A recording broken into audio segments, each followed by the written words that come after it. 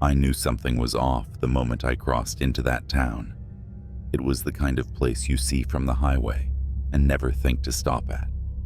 Small, nameless, with one gas station, a diner that probably still served coffee from last week, and streets that stretched too wide for the handful of folks who lived there. I had no plans to be there. My car decided otherwise. Smoke billowed out from under the hood, and by the time I pulled over, I was stuck. The sun was setting fast, casting long, sinister shadows across the empty streets. A mechanic was on duty at the gas station, a guy in his 50s wearing coveralls so greasy you could smell them. He poked around under the hood, muttering things I couldn't understand, and finally said, "This'll take till morning. You can stay at the old motel down the road." I didn't have much choice. My phone had no signal, and the thought of sleeping in my car with its engine steaming wasn't appealing. The motel wasn't much better. Peeling paint, flickering neon sign, rooms available, and an air of decay that hit me the second I stepped inside. The owner looked like he hadn't moved from behind the counter in decades. His smile was too wide, his teeth too yellow. He handed me a key and said, "Room 9, don't leave it after midnight." I laughed nervously, thinking it was some weird small-town humor. He didn't laugh back. The room was what you'd expect. A bed that sagged in the middle, a TV from the Reagan era, and wallpaper curling at the edges. The kind of place you don't check for bed bugs because you're too scared of what you might find. I sat on the bed and stared at the key in my hand. "Don't leave it after midnight." His words echoed in my mind. It was probably just some creepy local joke, but something about the way he'd said it stuck. I shook it off, blaming the uneasy feeling on exhaustion, and decided to shower. The water was lukewarm at best and smelled faintly metallic. While rinsing off, I swore I heard a faint knock, but when I peeked out of the bathroom, the room was empty. "Great," I muttered. First, no cell service. Now paranoia. By the time I was ready for bed, the clock on the nightstand read 11:45 p.m. I flipped off the light, pulled the thin blanket up to my chin, and stared at the ceiling. Sleep came in fits. Every sound, the creak of the walls, the whine of wind through the broken window seals, jerked me awake. Then, at exactly 12:03, the knocking started. It wasn't faint this time. It was insistent. 3 loud thuds, a pause, and then 3 more. My chest tightened as I stared at the door. Who would knock at this hour? The desk clerk? Another guest? "Who's there?" I called out, but my voice cracked. No answer. Just more knocking. 3 more thuds, heavier this time. My hand hovered over my phone, forgetting for a moment it had no signal. Stay put, I told myself. This is exactly why he said not to leave. But then I heard something else. A whisper. Muffled words I couldn't make out, seeping through the cracks around the door. The kind of whisper that prickles your skin and curls around your ears like smoke. I couldn't take it. I had to know. My feet hit the cold floor, and I crept toward the door, the knocking now a relentless pounding. "What do you want?" I shouted. It stopped. For a moment, the only sound was my own shallow breathing. My hand trembled as I reached for the doorknob, fingers grazing the cold brass. I held my breath and opened the door a crack. There was nothing. Just the empty parking lot, bathed in sickly yellow light. The wind kicked up, rattling the loose siding of the building, but no one was there. Relief washed over me, and I laughed nervously. "Damn small towns," I muttered, shutting the door. I turned back to the room and froze. The bed was made, the blanket tucked in neatly, the pillow fluffed. I hadn't done that. And then I saw it. On the nightstand, right where the clock had been, was an old rotary phone. It hadn't been there before. The receiver was off the hook, and a low, steady hum came from the earpiece. I didn't want to, but I couldn't stop myself. My feet moved on their own, carrying me toward the phone. My hand reached out, trembling, as I lifted the receiver to my ear. At first, there was only static, then a voice, low, guttural, and not entirely human. "You shouldn't have opened the door." The line went dead, and so did the lights. The darkness swallowed me whole, and in the pitch black I heard it. Breathing. Not my own. Heavy, labored, and just inches away. I turned, but there was nothing to see. Just that horrible, suffocating breathing, circling me. A hand brushed my shoulder, cold, clammy, and impossibly strong. I bolted for the door, yanking it open and running into the night. The parking lot was gone. The motel was gone. All that surrounded me was an endless field of tall, swaying grass under a blood-red moon. And then I saw them, figures emerging from the grass, tall and impossibly thin, their limbs bending in ways they shouldn't. Their faces were blank, but they were coming for me. I ran, the grass tearing at my legs, their whispers growing louder, filling my head. And then I tripped. I fell hard, rolling onto my back, just in time to see them standing over me, their blank faces staring down. One of them crouched, its head tilting, and it whispered, "We told you not to leave." I woke up screaming in my car, the morning sun blinding me. The motel, the town, everything, it was gone. Just an empty stretch of highway behind me. I didn't bother trying to figure it out. I turned the ignition, my hands shaking, and drove until the gas ran out. I've never told anyone about that night. But if you're ever driving through a small town and your car breaks down, remember this: don't open the door.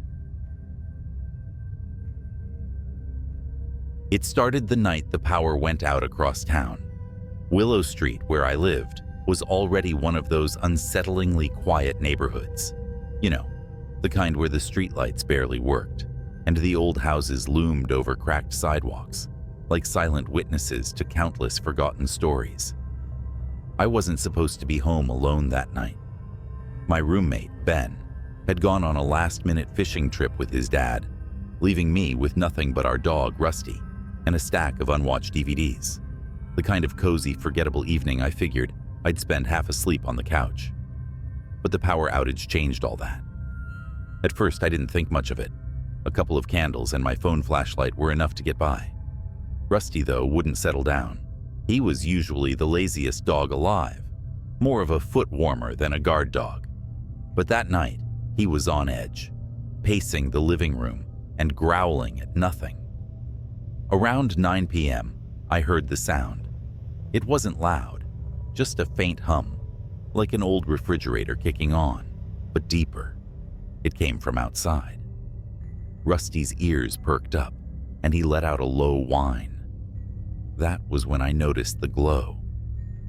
Looking out the window, I saw it, a soft bluish light pulsing from somewhere down the street.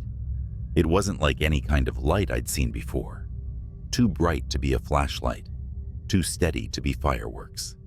It flickered against the skeletal branches of the old elm trees, bathing them in an eerie, otherworldly sheen. Against my better judgment, I grabbed a flashlight and stepped outside. The air felt heavier than usual, almost humid. Rusty followed me reluctantly, his tail tucked between his legs. As we moved closer to the glow, I noticed something odd. The neighborhood, usually full of barking dogs and the occasional burst of laughter from open windows, was utterly silent. When I rounded the corner, I saw them. 3 figures stood in the middle of the street, barely visible in the pulsating glow. They weren't moving, just standing there, staring at something in the sky. I called out, a dumb instinct, I guess, but they didn't respond. I could see now that their faces were turned upward, their eyes wide and unblinking. Rusty started barking like mad, and that's when the figures turned toward me. Their movements weren't natural. It was like watching a puppet being jerked around by invisible strings. Their heads snapped in unison, and their bodies followed a second later, almost as if they'd forgotten how to move properly. I froze, my flashlight trembling in my hand. The figures began walking toward me, their gait uneven and slow, but purposeful. It wasn't until they got closer that I realized what was wrong. Their eyes, those weren't normal eyes. They were glowing. Rusty bolted. I didn't blame him. The figures picked up speed, their jerky strides becoming a sprint. I turned and ran, my heart pounding louder than their rapidly approaching footsteps. I don't remember much of the dash back to my house, only that I slammed the door shut and locked it just as something heavy hit it from the other side. My hands shook as I scrambled for my phone, but of course, the service was out. Then the pounding stopped. For a moment, all I could hear was my own ragged breathing. Rusty was hiding under the couch, trembling. I dared to peek through the curtains. The glow was gone. So were the figures. But something was out there. I could feel it. That electric heaviness in the air that told me this wasn't over. I didn't sleep that night. And when Ben came back the next morning, I didn't tell him why the locks on the doors had been double-checked or why I refused to take Rusty out after dark. But I've been watching the news, and I know I'm not crazy. They've started reporting power outages in other small towns, and always, there's someone who mentions a glow. For a while, I thought it was over. Weeks passed, and life settled into its usual rhythms. Ben came back from his trip, none the wiser about what had happened, and I convinced myself it had all been some bizarre one-off phenomenon. A freak event. Nothing to worry about. But Rusty knew better. He never quite went back to normal. He wouldn't walk near the front door at night, and when the sun went down, he'd station himself by the couch, growling at nothing in particular. I should have trusted him. It happened again, on a Thursday. I was closing up the shop where I worked, a little second-hand bookstore near the edge of town. It had been a slow day. Just me, a couple of regulars, and the ticking of the ancient clock above the cash register. By the time I locked the doors, the streets were already empty. I was halfway home when I saw it. The glow. This time, it wasn't coming from a distance. It was right there, shimmering faintly at the end of the block like some kind of spectral beacon. I stopped in my tracks, my pulse hammering in my ears.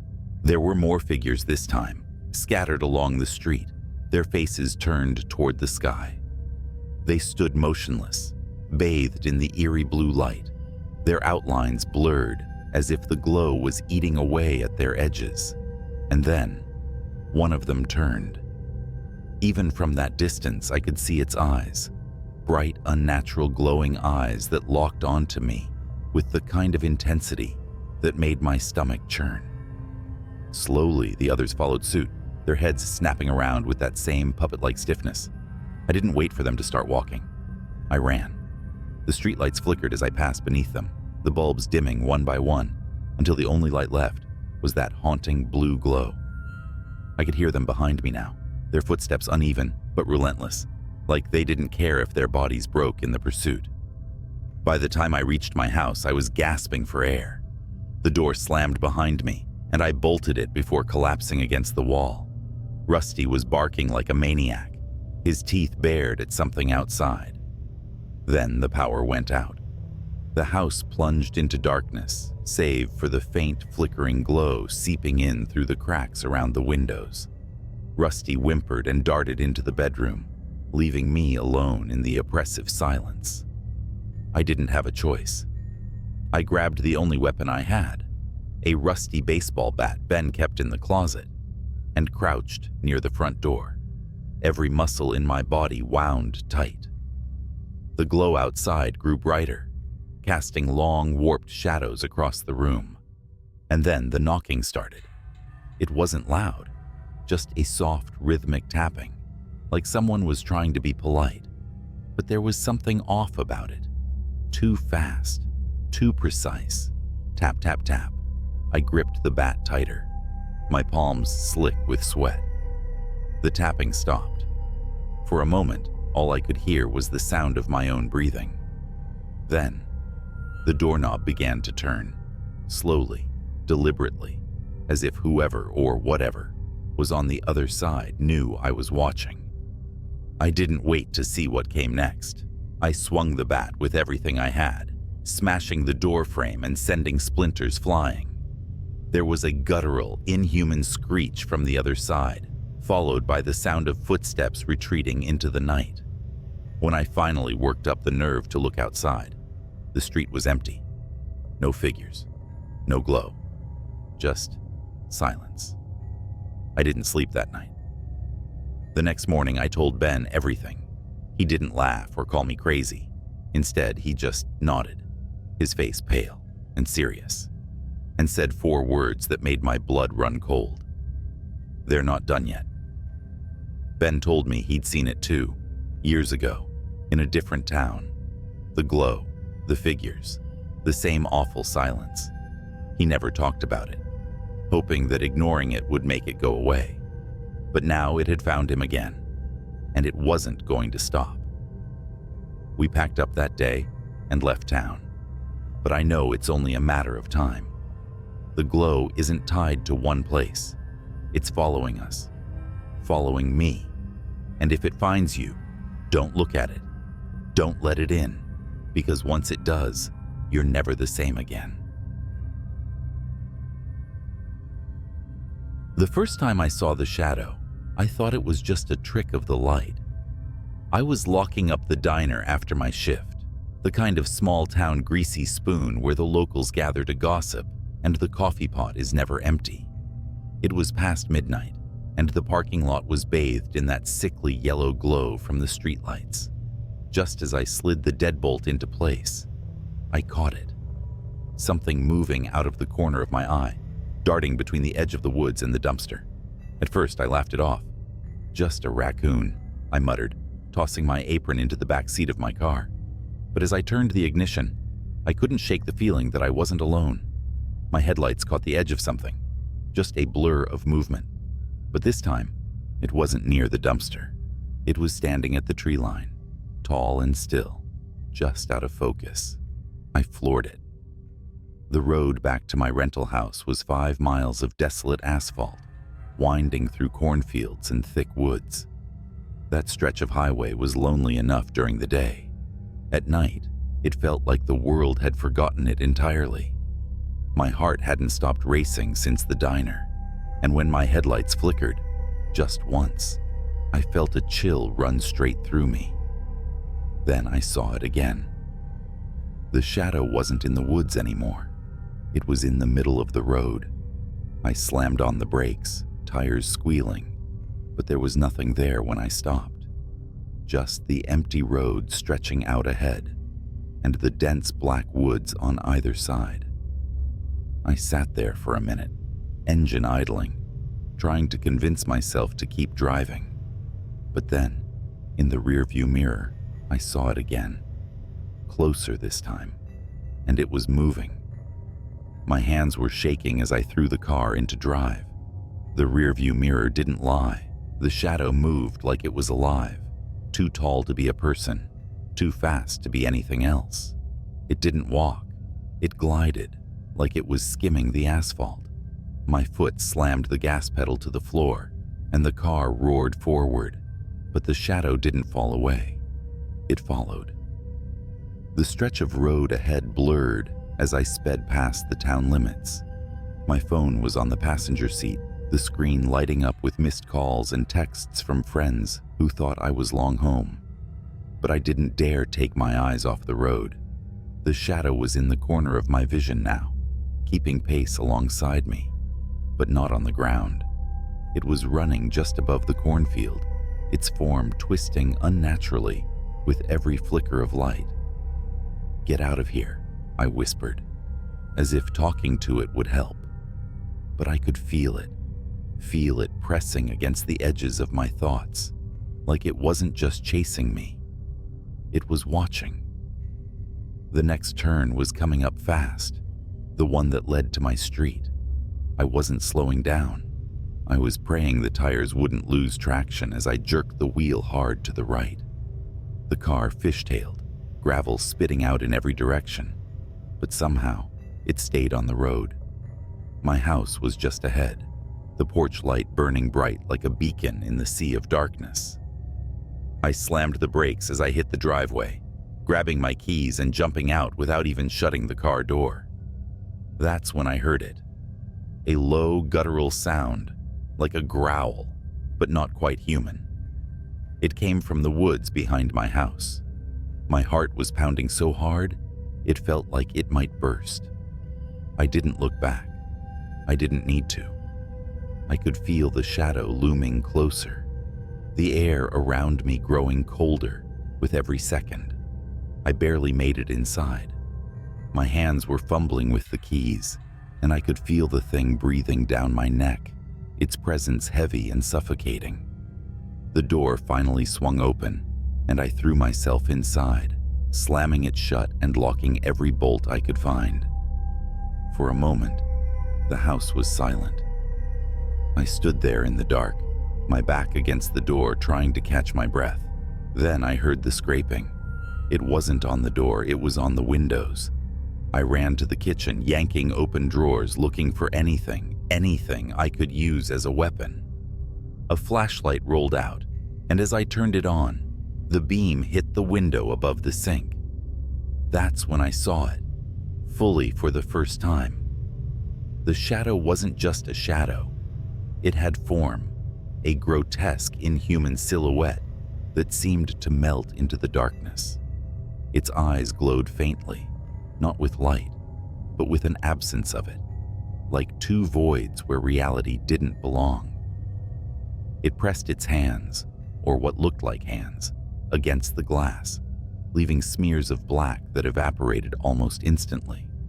Then it smiled, not with a mouth, but with the kind of expression that sank into your soul, letting you know you were prey. The smile lingered as it began to move, not away, but to another window. It was testing the house, circling it, looking for a way in. That's when I realized it wasn't going to leave. I barricaded myself in the bathroom. I sat on the cold tile floor with a knife clutched in one hand and my phone in the other, my shaking fingers dialing the police. The operator's voice was calm as I tried to explain, but how do you describe something like this? Someone's outside my house, I lied. I don't know who. Please send someone. We're dispatching an officer to your location, the operator said. Stay on the line. But then, the line went dead. The last thing I heard before the phone cut out was a faint, inhuman whisper. You let me in. I don't know how long I stayed in that bathroom, my ears straining for every sound, every scrape of claws on glass. When the police finally arrived, they found me curled up on the floor, too terrified to speak. There was no sign of the shadow, but the officers looked uneasy.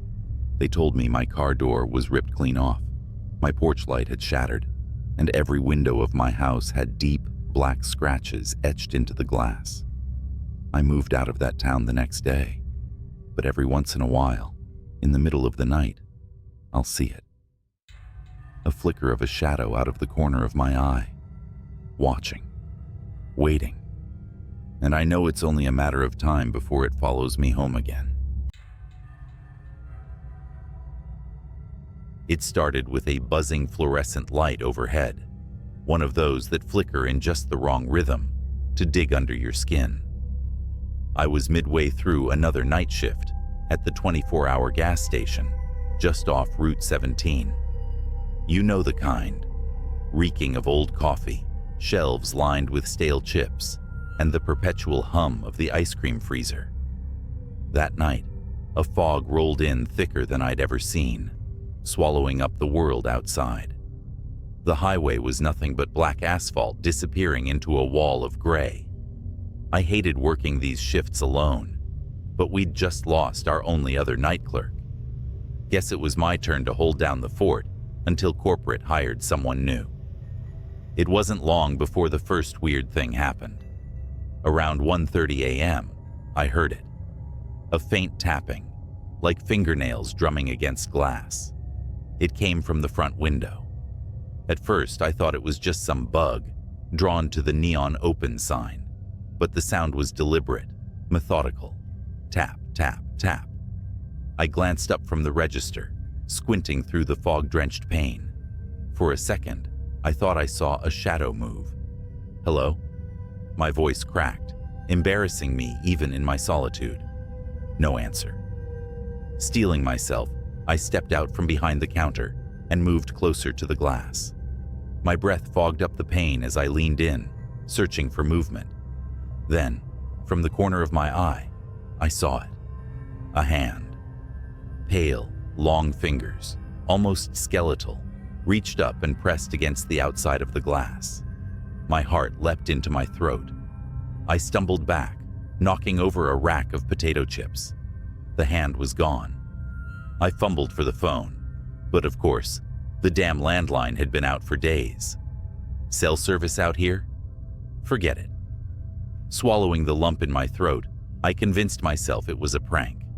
Some drunk weirdo messing around. But deep down, I knew better. I sat back behind the counter, trying to focus on restocking cigarettes and lottery tickets. For a while, it was quiet again, save for the buzz of that stupid light. Then the power flickered, plunging the store into a brief, suffocating darkness. When the light snapped back on, something wasn't right. One of the aisles, the one with the cheap candy, had been knocked over. Candy bars scattered across the floor. No way had that been like that before. I grabbed the flashlight we kept under the counter and stepped into the aisle. My palms were slick with sweat. "Is someone here?" I called out. My voice echoed against the empty shelves. No answer. Then, the freezer door slammed shut behind me. I whipped around, flashlight trembling in my hand. The freezer doors gleamed under the flickering light, their surfaces coated with condensation. Slowly, I moved toward them, each step feeling heavier than the last. The air seemed colder than it should have been, like the chill from the freezers had leaked into the entire store. My breath puffed out in short, nervous clouds. And then I saw it. One of the glass doors had fogged over, and written in the condensation, in long, jagged letters, were the words, "Look behind you." I froze. Every hair on my body stood on end. My throat felt tight, like something invisible was wrapping around it. I didn't want to turn. Every cell in my body screamed, "Don't turn around." But I did. The flashlight beam swept over the empty aisles, shaking as I scanned for anything out of place. There was nothing, just shelves of junk food and energy drinks. The fogged-up window near the entrance. The door I swore I had locked earlier, now standing slightly ajar. A tendril of fog, curling in like a lazy, creeping snake. And then, movement. At the edge of the beam, something darted between the shelves. Not walking, crawling. I backed up toward the counter, flashlight shaking. "Who's there?" I shouted, my voice cracking. It appeared then, just for a second, peeking out from the corner of the pet food aisle. A face. But it wasn't a face. No eyes, no mouth, just smooth, pale skin stretched unnaturally tight over bone. The thing leaned out farther, its head cocking to one side like it was studying me. Then it scuttled out of sight, faster than anything human should move. I didn't think, I just ran. I sprinted toward the front door, slamming into the glass, fumbling with the lock. My fingers felt clumsy, the cold making them numb. Behind me, I heard it again, the tapping. But this time, it was everywhere. From the freezer doors, the windows, even the ceiling. Tap, tap, tap. The door finally gave way, and I stumbled out into the fog. The cold air hit me like a slap, but I didn't stop running. The gas pumps were barely visible through the haze, their lights dim and flickering. That's when I heard the voice. "Where are you going?" It came from all directions, deep and rasping, like someone trying to talk through a throat full of gravel. I turned, flashlight beams slicing through the fog, and saw them. Dozens of them. Figures, crawling on all fours, their faceless heads tilted unnaturally. Their pale bodies seemed to shimmer, half solid, like they were caught between this world and another. They were closing in, surrounding me. I did the only thing I could think of. I ran for my car. The keys were in my pocket, but my hands were shaking so badly, it felt like it took an eternity to pull them out. The flashlight slipped from my grip and rolled away, its beam casting eerie shadows as it spun. I finally got the door open and threw myself inside, slamming it shut. The fog pressed against the windows, thick and oppressive, and the creatures were there, circling the car. Their hands scraped against the glass, leaving smears of condensation behind.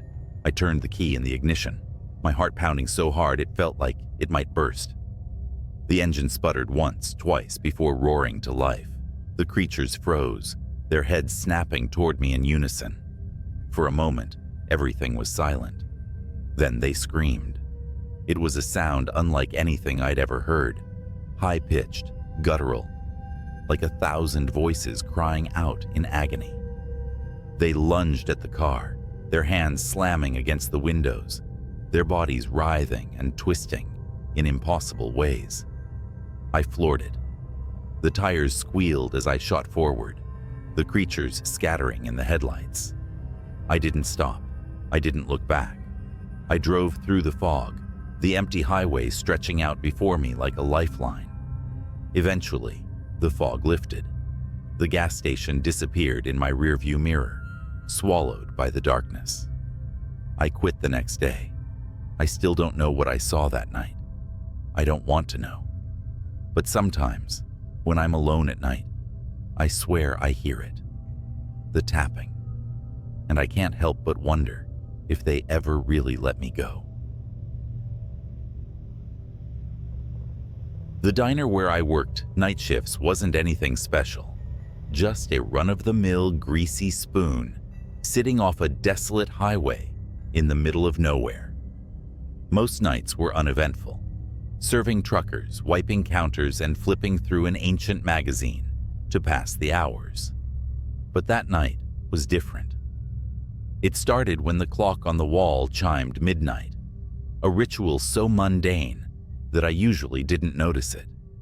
This time, though, the sound stretched on longer than it should have, like the chime was being dragged, distorted, pulled apart. The fluorescent lights above me buzzed and flickered, sending the room into brief bursts of darkness. I glanced toward the door, half hoping to see a customer walk in and break the eerie silence. Instead, the night outside seemed thicker than usual, the parking lot lights barely piercing the foggy darkness. Then the bell above the door jingled. No one had walked in. That's when I noticed the booth at the far end of the diner. It was occupied. I hadn't heard anyone come in. The man sitting there had his back to me. He wore a black jacket, the kind with a hood, though it was down. His dark hair was greasy and matted, and he sat perfectly still, staring out the window into the nothingness beyond. "Can I help you?" I asked, trying to keep my voice steady. He didn't turn around. Great. Another weirdo. I grabbed the coffee pot and walked over, the sound of my sneakers sticking to the linoleum filling the oppressive silence. "Coffee?" He turned his head slightly, just enough for me to catch a glimpse of his face. His skin was pale, almost sickly, and his eyes were glassy, unblinking. "Do you ever wonder," he said, his voice low and gravelly, "what's watching when you're alone?" I froze, coffee pot trembling in my hand. What?"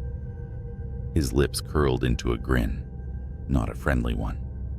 Before I could respond, the lights in the diner flickered again. The man's grin widened, and when the lights steadied, the booth was empty. My stomach dropped. The coffee pot slipped from my fingers, shattering on the floor. And then, I heard it. A faint tapping, rhythmic and deliberate, coming from the kitchen. I stood frozen, staring at the shards of glass and the growing puddle of coffee at my feet. The tapping continued, echoing from the kitchen in the back. Each sound felt deliberate, as if whatever was making it wanted me to know it was there.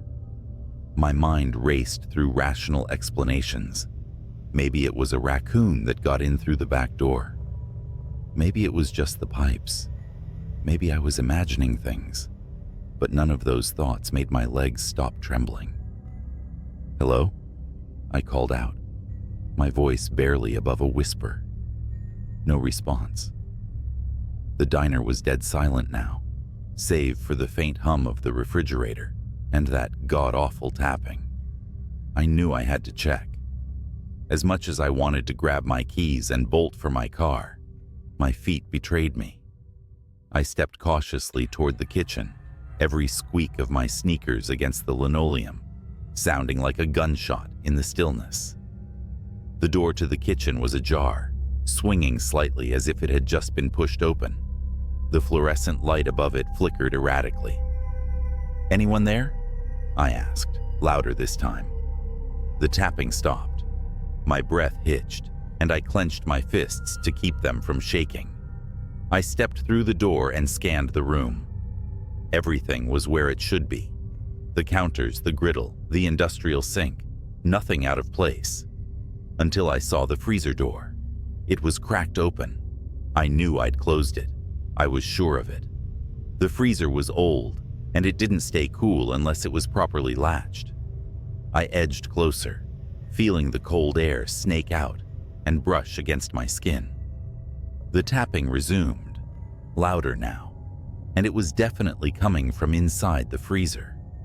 I reached out, my hand trembling as I grabbed the handle. Slowly, I pulled it open.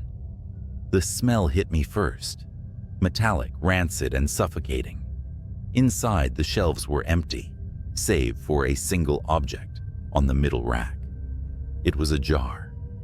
The glass was smeared with something dark and viscous, and inside, a mass of something pulsed faintly, as though alive. My stomach churned, but before I could back away, I heard a voice. "I told you," it whispered, low and guttural. I spun around, and there he was, the man from the booth, now standing in the doorway of the kitchen. His head tilted unnaturally to the side, and his grin was stretched wider than before, exposing teeth that were jagged and wrong. "You ever wonder what's watching?"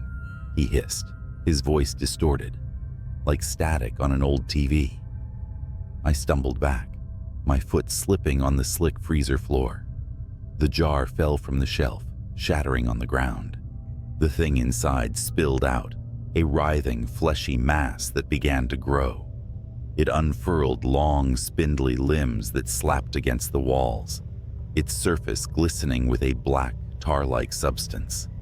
I scrambled to my feet, heart pounding, as the creature turned toward me, its eyeless face twisted and shifted, its mouth opening impossibly wide to reveal rows of jagged teeth. "Run," the man said, his voice almost gleeful. I didn't need to be told twice. I bolted out of the kitchen, through the diner, and into the foggy night. My car was the only thing I could think of, my sanctuary from whatever nightmare was unfolding behind me. As I reached the parking lot, I glanced back at the diner. The windows were dark, but I could see movement inside, shadows slithering across the walls, something too large to fit in that tiny kitchen.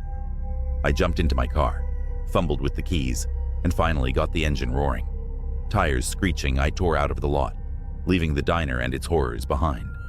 But as I sped down the empty highway, I caught a glimpse in my rearview mirror. The man was standing in the middle of the road, his grin still stretched wide, his hand raised in a slow, mocking wave. I didn't stop driving until the sun came up, and even then, I couldn't shake the feeling that I wasn't alone. I quit the diner the next day, but some nights, when the world is too quiet, I swear I can still hear the tapping. It started like any other night shift. The fluorescent lights in the back room of the gas station flickered with their usual irritating hum. I'd taken this job for the quiet. Somewhere I could collect my thoughts while dealing with the odd customer or two, mostly truckers and night owls. I'd been working there for 6 months without incident. That night, though, was different. It was the dead of winter, and a brutal windstorm had turned the streets into a graveyard of fallen branches and trash. I leaned against the counter, scrolling aimlessly on my phone, when the door chimed. A man walked in. His face was shrouded in the shadow of a hoodie, and he moved deliberately. Too deliberate for someone who just wanted chips or smokes. Something about him immediately set my nerves on edge. He didn't look at me, didn't grab anything. He just wandered the aisles like he was searching for something. The cameras buzzed overhead. I glanced up at the monitors above the counter. I'd grown used to watching people on those screens. Most were harmless, predictable. But as I scanned the feeds, my stomach turned. There was a glitch in the camera. A second figure flickered into view behind the man. Tall, thin, its limbs too long for its body. Its head tilted unnaturally as it watched him. I blinked hard, thinking it was a software issue. But when I looked back up, the figure was gone. The man finally approached the counter, dropping a pack of gum and a small black notebook onto the surface. I rang him up, barely able to meet his eyes. "You working alone tonight?" he asked.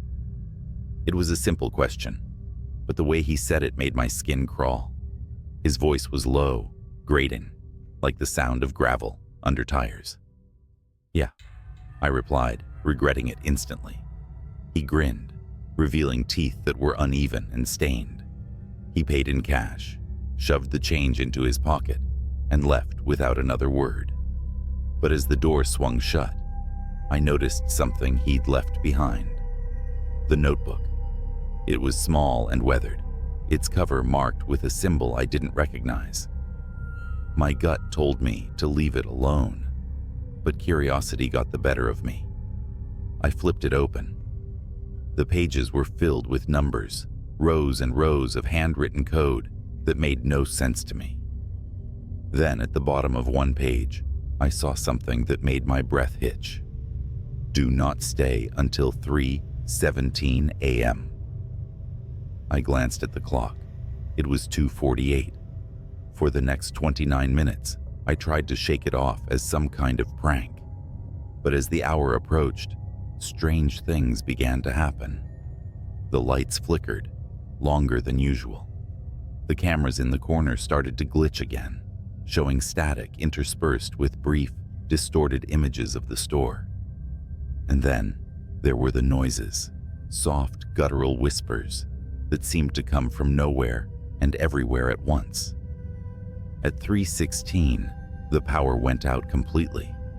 The store plunged into darkness, save for the faint blinking glow of the exit sign. And then, the door chimed again. The chime echoed unnaturally in the silent store. My stomach knotted as the air around me turned cold, like I'd stepped into a meat locker. I fumbled for my phone, using its flashlight to scan the darkness. The aisles stretched out like corridors to nowhere, and the shadows seemed to writhe at the edges of the beam. "Hello?" My voice sounded small, trembling.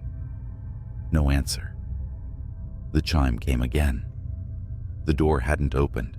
It was still shut, but the sound repeated over and over, like someone was walking in and out, or something was toying with me. Then a sound from the back room, a dragging noise, heavy and wet, like a sack of meat being pulled across the floor. My body froze, my breathing shallow. The noise stopped, replaced by a faint clicking sound, like fingernails tapping glass. I slowly aimed my flashlight toward the office door. It creaked open, just a crack, revealing only darkness within.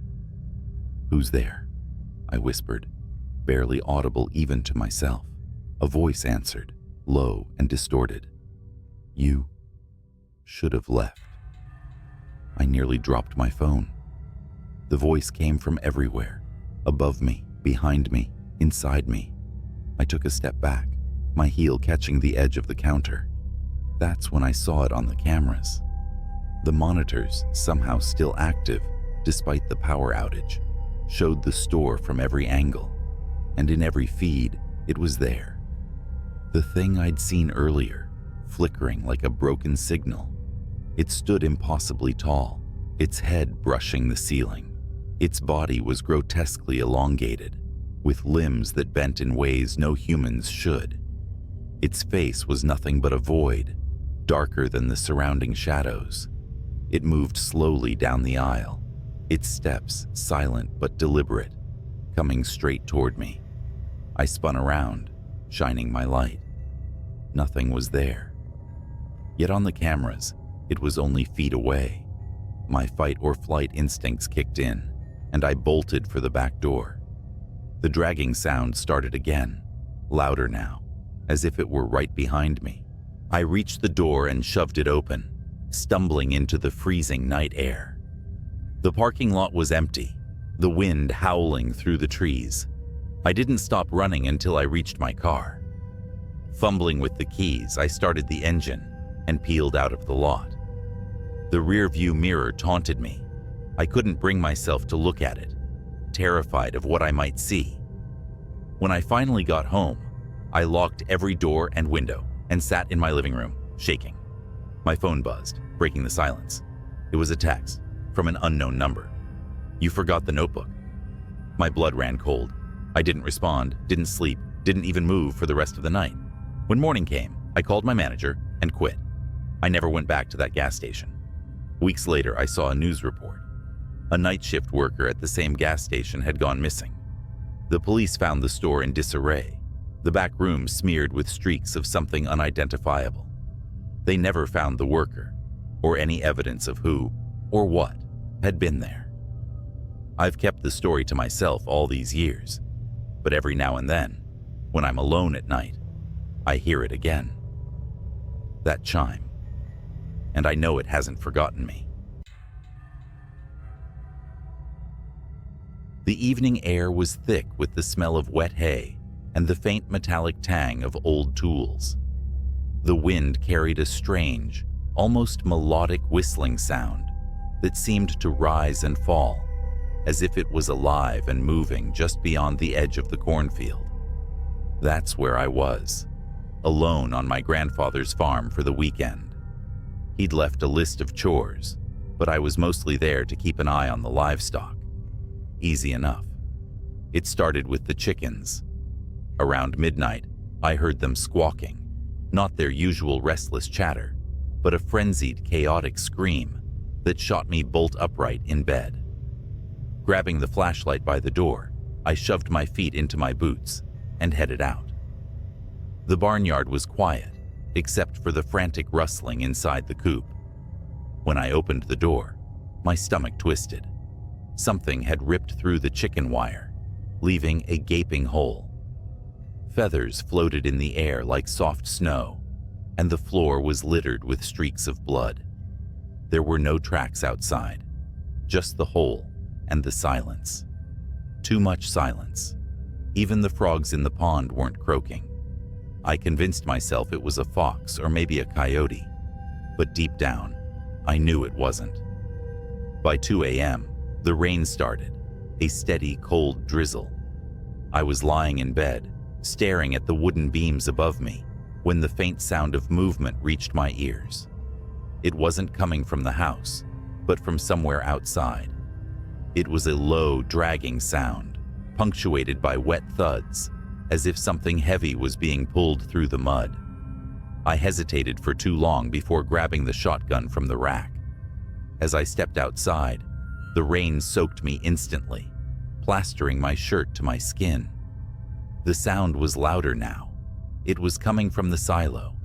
The old wooden structure loomed ahead, its weathered planks dark against the stormy sky. I told myself it was the wind, or maybe the rain, knocking loose a tarp. But as I approached, the dragging sound stopped. I swung the flashlight beam towards the base of the silo. That's when I saw it. A figure was hunched over the pile of spilled corn, its arms long and bony, the skin stretched tight over sharp joints. Its back was to me, but its movements were jerky and wrong, like a puppet with tangled strings.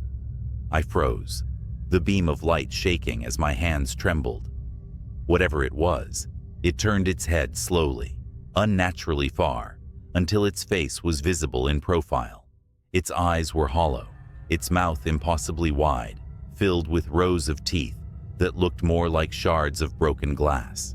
It grinned, a thin, split-lipped smile that made my knees buckle. And then it stood. It was tall, too tall. It had to duck as it turned fully towards me. In its clawed hand, it held a chicken, what was left of one. It dropped the carcass, and the wet thud echoed in the silence.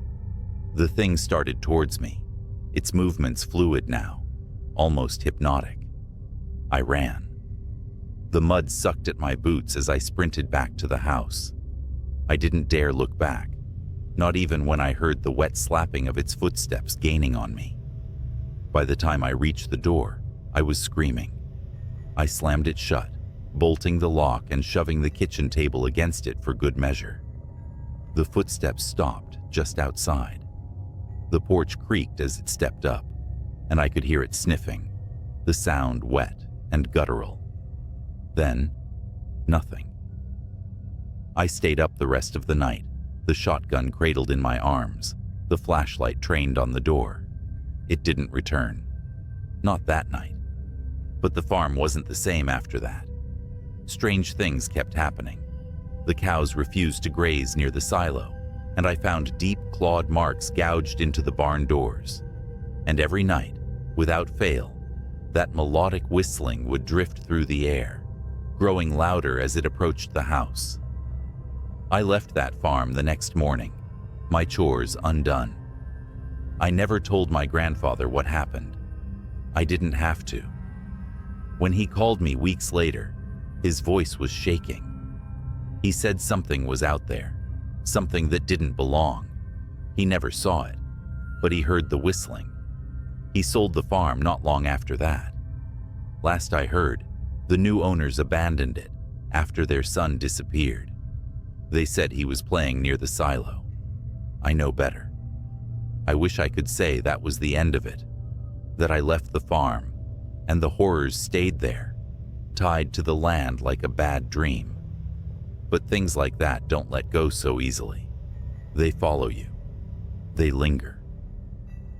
A few months after I left, I moved to the city, hoping the crowded streets and constant hum of life would drown out the memories. It worked for a while. I even started sleeping better, the image of that grinning, hollow-eyed thing fading with time. Then, one night, I heard it again. I was walking home late, my breath fogging in the chilly air.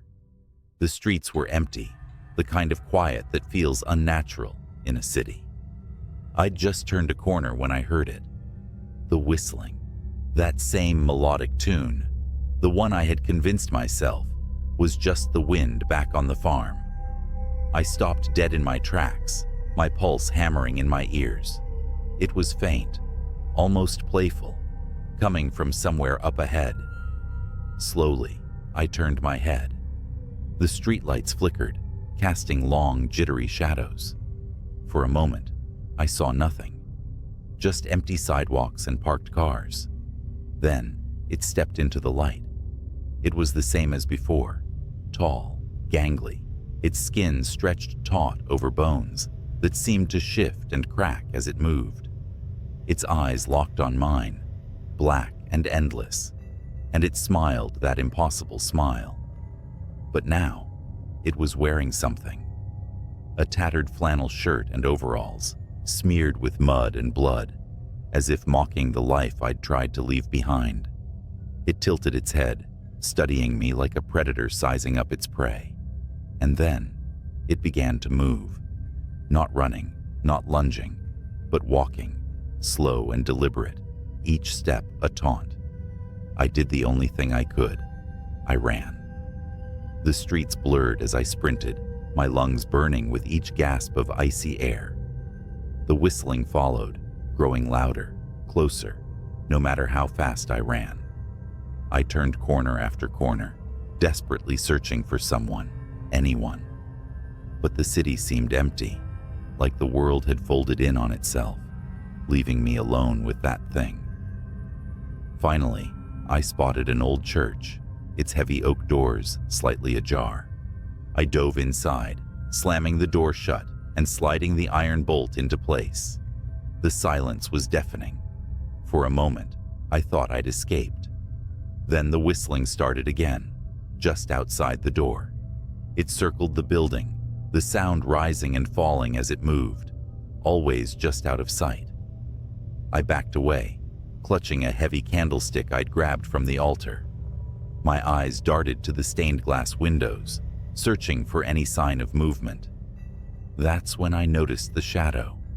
It stretched across the floor, long and spindly, growing larger as it moved closer to the window. Slowly, its face came into view, distorted by the colored glass, but unmistakable. It pressed a hand, if you could call it that, against the window, the claws clicking softly against the pane. And then, it smiled. I don't know what happened next. Maybe I screamed. Maybe I passed out. All I know is that when I woke up, the church was empty, the doors still bolted, and the whistling was gone. But it left something behind. On the floor, in the faint light filtering through the stained glass, was a single feather.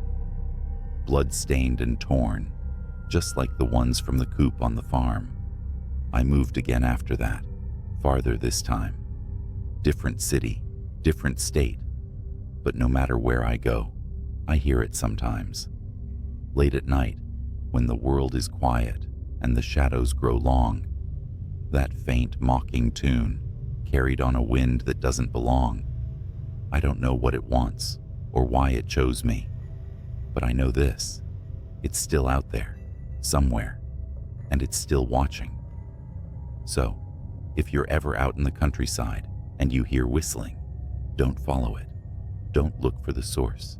Just run and pray it isn't looking for you. It started with a bet. I was bored, drunk, and feeling invincible when I said I'd spend the night out at Widow's Creek Farm. For years, it had been the town's favorite spooky story, the abandoned farmhouse, where people swore they heard voices, saw shadows moving in the windows. Local legend said the owner, Mr. Eldridge, vanished one night, and no one had been able to buy or sell the property since. Something about the land made people uneasy, but I didn't believe in all that. Armed with a flashlight, a folding chair, and a thermos of coffee, I set out to prove everyone wrong. By the time I got to the farm, the moon was low and hazy, casting just enough light to turn the barn and house into black, jagged silhouettes against the night sky. I parked the truck at the edge of the property and made my way to the porch. The wood groaned beneath my weight, the sound echoing in the absolute stillness. Inside, the house smelled like wet rot. My flashlight beam swept over faded wallpaper and furniture covered in sheets. But what struck me was the silence. No crickets, no wind, just nothing. Easy, I muttered to myself, setting up my chair in the front room where I had a clear view of the kitchen and stairs. Just a night alone in an old house. The first few hours passed without incident. I tried to stream music, but the signal was dead. That's when I heard it, a faint thud upstairs. My flashlight shot toward the staircase, catching nothing but empty steps. It's just the house settling, I told myself, though my pulse was already quickening. And then, The lantern flickered to life. It was sitting on the kitchen table, a rusty oil lantern I hadn't noticed before. A weak yellow flame danced inside, casting moving shadows on the walls. I froze. There was no one here. No one could have lit it. "Who's there?" I called out, my voice cracking. The lantern flame sputtered as if in response, then settled into a steady glow. I stepped closer, my boots dragging against the warped floorboards. The lantern's glass was clean, the wick trimmed. Someone had been here recently. I turned in a circle, shining my light into every corner of the room, but saw nothing. Then I heard the footsteps. They were coming from above me, slow, deliberate steps crossing from one end of the house to the other. My flashlight darted to the ceiling as the sound moved toward the top of the staircase. "Hello?" My voice was barely above a whisper now. The footsteps stopped. The lantern, sitting on the table just a moment before, was suddenly at the foot of the stairs. Its flame flared brightly, and for a second, I thought I saw something behind it. A shadowy figure, long and thin, its head cocked to one side as if studying me. I ran. I bolted out the front door, my flashlight beam bouncing wildly in the dark. The truck was parked just a few hundred feet away, but as I ran, the air grew thick. My legs felt heavy, like wading through molasses. I glanced back over my shoulder and stopped dead. The farmhouse was ablaze with light, every window glowing fiercely. Figures stood in the glass, tall, thin shapes that didn't move, just watched as I struggled to breathe. And then the barn door slammed open. Something crawled out of the darkness. It was on all fours, moving unnaturally fast, its limbs too long, its head tilted at an impossible angle. I screamed and turned back toward the truck, pushing through whatever force was holding me back. I reached the door, fumbling for the handle, but the thing was right behind me now. I felt its breath, hot, wet, and rancid, on the back of my neck. Then the truck roared to life. I didn't start it. I wasn't even inside yet. The headlights blazed on, illuminating the creature as it lunged for me. It froze in the bright beams, its skin pale and stretched, its face a featureless mask. For a moment, neither of us moved, and then it shrieked, a sound so high and sharp, it felt like needles stabbing into my ears, and darted back toward the barn. I didn't wait to see what happened next. I threw myself into the truck, slammed the door, and peeled out of there, gravel spraying in my wake. In the rearview mirror, I saw the farmhouse lights flicker and die, one by one, until only the lantern remained, glowing faintly on the porch. I didn't stop driving until I was miles away, back in the safety of town. I told my friends I'd lost the bet, made up some story about the place being too creepy to stay the whole night. I didn't mention the lantern, the footsteps, or the thing in the barn. I should have forgotten about it. Moved on. But last night, I woke up to find a faint yellow glow in my bedroom. The lantern was on my dresser. I didn't sleep that night. How could I? The lantern sat on my dresser, its faint yellow flame steady and unmoving, the same lantern I left behind at Widow's Creek. I wanted to believe it was a nightmare, that I was still out there on the farm, and all of this was a fever dream, brought on by fear and exhaustion. But when dawn broke, the light of the flame didn't dim. It stayed just as bright, a constant reminder that whatever followed me home wasn't leaving. I couldn't stay in the house. I packed what I could and drove. No destination in mind, just miles of asphalt and endless trees. The morning air was crisp, but I kept glancing in the rearview mirror, expecting to see something there, the pale, stretched face of whatever came out of that barn. But I was alone, for now. I checked into a motel on the edge of a neighboring town, telling myself this was temporary, that I could figure out what to do next once I got some sleep. But when I opened the room door, my stomach dropped. The lantern was waiting for me on the bedside table. Its flame burned just as steady, casting that sickly yellow glow. I stepped back, leaving the door open, hoping some part of me was imagining it. But when I blinked, it was still there. Something inside me snapped.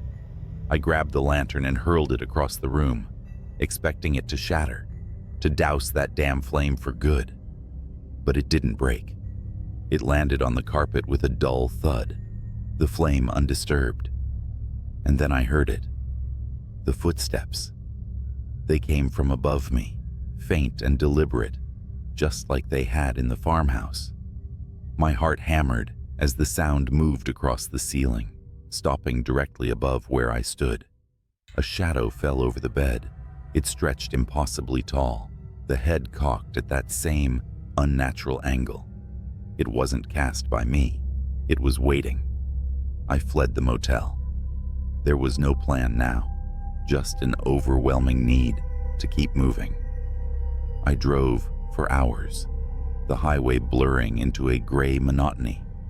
The lantern didn't appear in the car, and for a fleeting moment, I thought maybe I'd left it behind. Maybe it was over. Then the radio crackled to life. At first it was static, but slowly I started to hear a voice, a low, garbled whisper, almost like it was trying to speak, but couldn't quite form words. I turned the radio off, but the whispering didn't stop. It was coming from the air vents now, from the faint hum of the engine. Widow? Waiting? My grip tightened on the wheel, knuckles white as bone. The voice was clearer now, repeating those same words over and over. Widow, waiting, widow, waiting. It was nearly sunset when the truck broke down. The engine sputtered and died, leaving me stranded on a stretch of empty road. I sat there for a long time, gripping the steering wheel like it was the only thing tethering me to reality. When I finally got out, the landscape around me was unfamiliar. Flat fields stretched out on either side of the road, broken only by the silhouette of a barn in the distance. My blood ran cold. It was Widow's Creek. The truck wouldn't start. My phone had no signal. I was trapped, and I knew I wasn't alone. The lantern was on the hood of the truck now, its light flickering weakly in the dusk. The footsteps started again. They were closer this time, moving with purpose, circling the truck. I couldn't see anything, but I felt it. A presence, heavy and oppressive, like the air itself was pressing down on me. My flashlight barely cut through the growing darkness, but I swept it in frantic arcs, trying to find the source of the sound. That's when I saw them.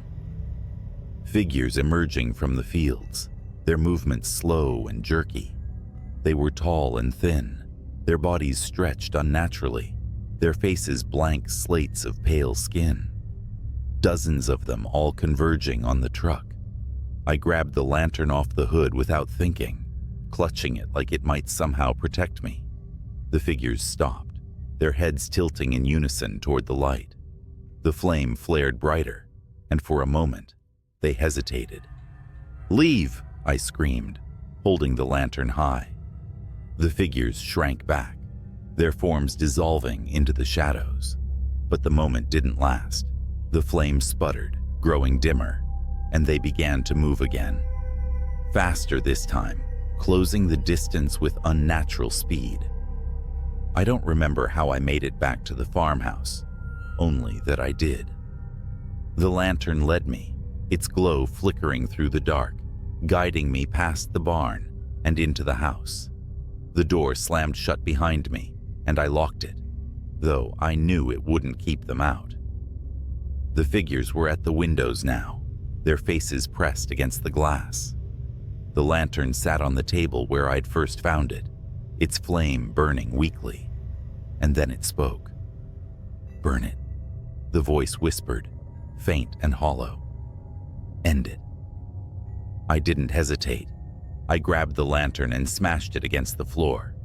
The oil spilled out, catching fire immediately. The flames spread fast, consuming the room, the walls, everything. The figures at the windows screamed, their cries high and inhuman, and then they were gone. I ran. The farmhouse burned behind me, a towering inferno that lit up the night. By the time I reached the edge of the property, the house had collapsed in on itself, the flames dying down to embers. I don't know what I unleashed that night, or if I stopped it. The lantern was gone, but its light still haunts me. Sometimes when the nights are quiet and the air is still, I catch a faint yellow glow out of the corner of my eye, and I wonder if it's waiting for me to come back. The night started like any other, quiet, uneventful, with a slight chill in the air as the moon hung high over the sprawling farmland. I'd agreed to watch over my friend's farm while he and his wife took a rare weekend off. The place was massive, bordered by dense woods on one side and endless cornfields on the other. I was promised nothing more than a cozy guest room and some peace. Instead, I got something I'll never forget.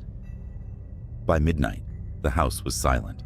The livestock, a handful of cows and a stubborn old mule, were already settled in the barn. I'd finished my last round through the property, locked the doors, and double-checked the generator, since the area was notorious for power outages. All seemed fine. I was halfway into a second beer, flipping channels on an old TV in the living room, when I heard it. A sharp metallic asterisk, clank asterisk, like something striking the barn door. My first thought was, raccoons. They're bold out here. I grabbed a flashlight and headed outside. The yard stretched out into shadows, the barn standing 100 yards from the house, just beyond the motion-activated light's reach. As I stepped closer, the light snapped on. My stomach dropped. The barn door was wide open, swaying slightly in the breeze. Raccoons don't do that, I muttered to myself. The beam from my flashlight cut through the dark as I stepped inside. The barn smelled of hay and earth, familiar but strangely oppressive that night. The cows were agitated, shifting nervously in their pens, their eyes reflecting the light with unnatural brightness. The mule, usually indifferent to everything, let out a low, uneasy bray from the back corner. "Hello?" I called out, though I wasn't sure why. Maybe I hoped whoever, or whatever, was there would just leave if they heard me. No response. Just the sound of animals shifting and the faint creak of the barn's wooden beams. Then I saw them. Footprints in the dirt floor. Bare, human-like prints. But they were wrong. The toes were too long, almost clawed, and the stride was unnatural, too far apart, like whoever made them was crawling or bounding rather than walking. I followed the tracks to the far corner of the barn, where the mule stood trembling, its ears pinned back. Beyond it was the old ladder that led up to the hayloft. The prints stopped there, but the mule's reaction told me whatever it was hadn't just disappeared. I didn't want to go up there. Every instinct screamed to leave, to lock the barn, and pretend I hadn't seen anything. But I couldn't shake the feeling that if I ignored it, whatever was lurking up there wouldn't stay contained. I climbed the ladder slowly, the wooden rungs creaking under my weight. My flashlight swept across the hayloft. It was empty at first glance, just piles of straw and old tools gathering dust. Then I noticed something odd.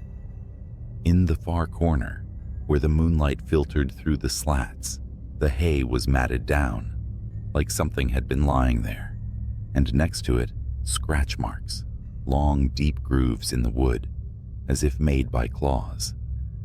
That's when I heard it, a faint clicking sound coming from above me. I froze, my breath catching in my throat. The barn had no second story. just the roof beams overhead. Slowly, I tilted the flashlight upward. Something was there, crouched among the beams, its pale limbs impossibly thin and long, its head cocked at an unnatural angle, as if studying me. Its eyes reflected the light like an animal's, but they were too big, too human.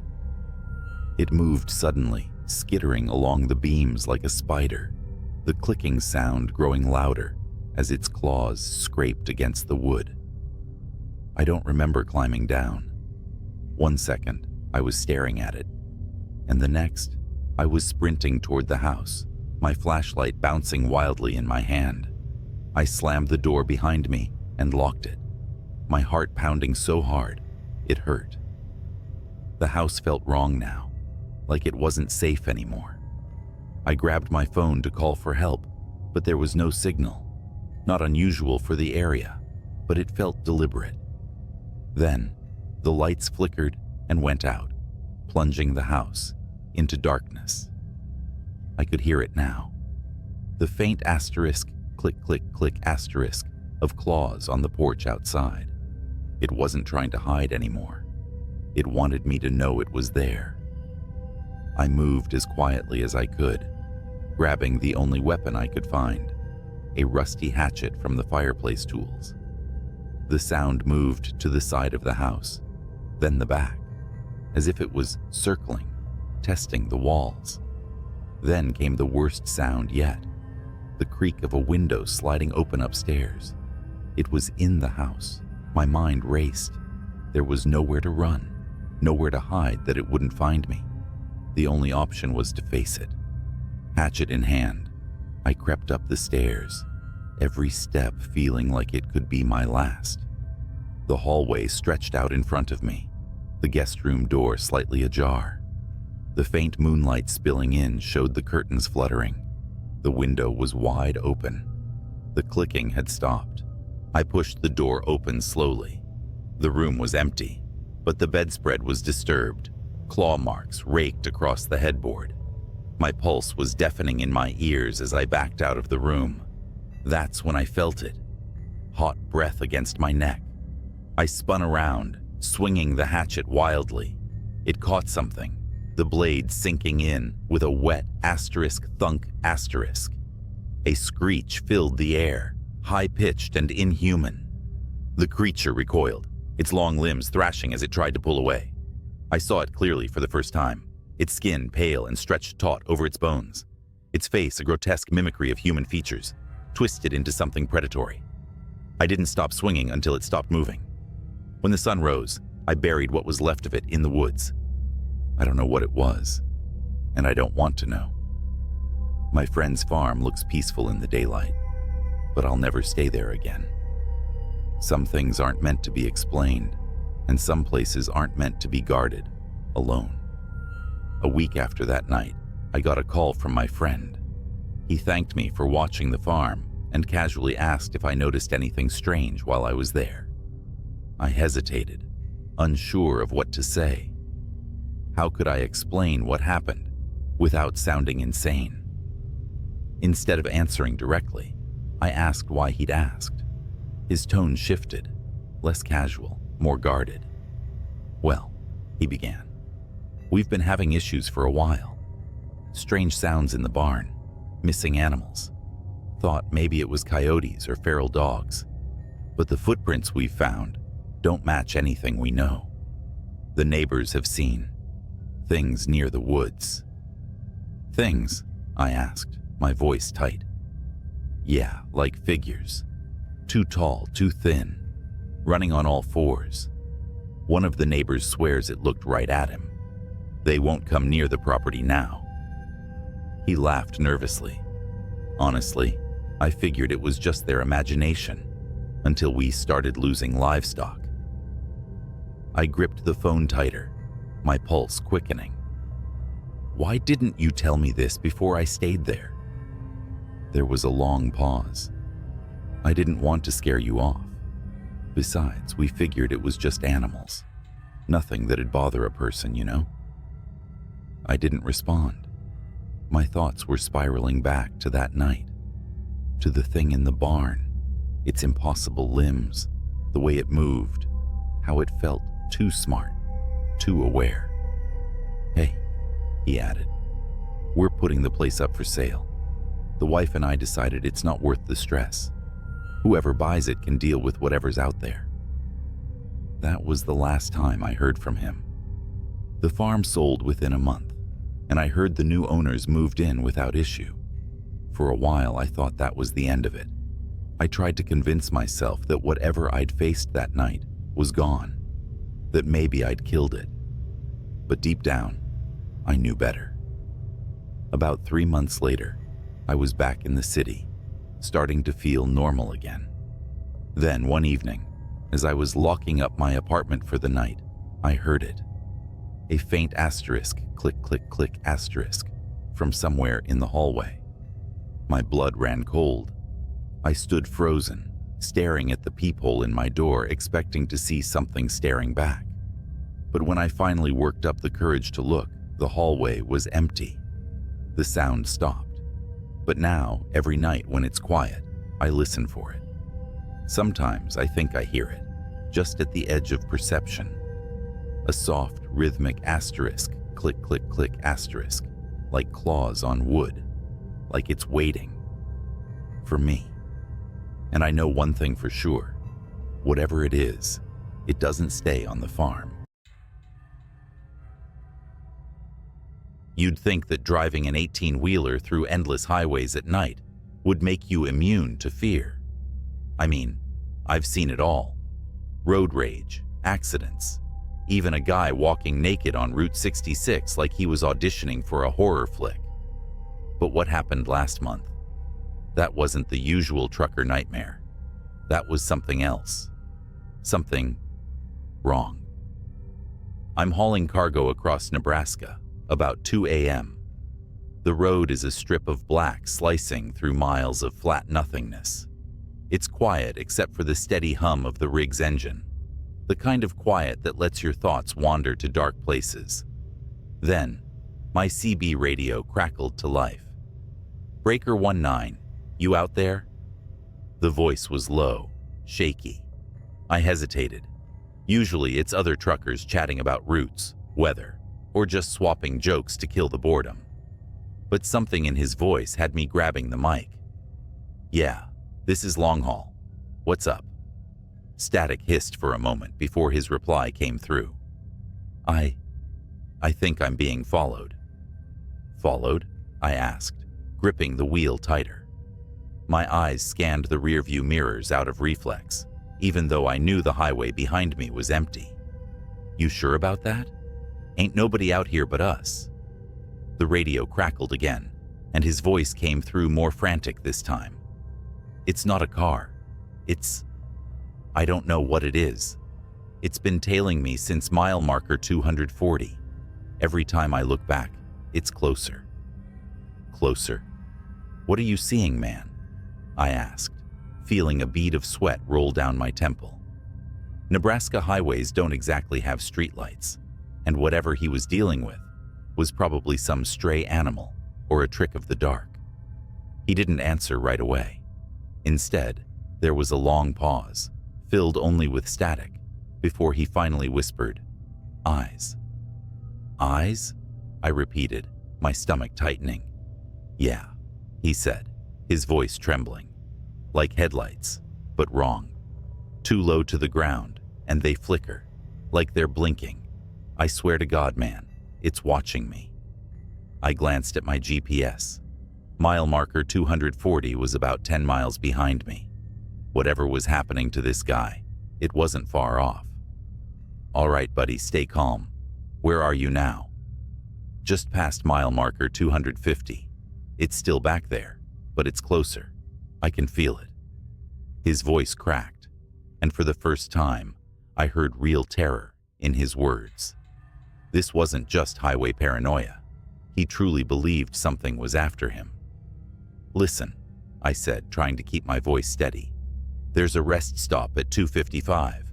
Bright lights, other truckers. Head there, and I'll meet you." "No," he snapped, almost yelling. "It won't let me stop.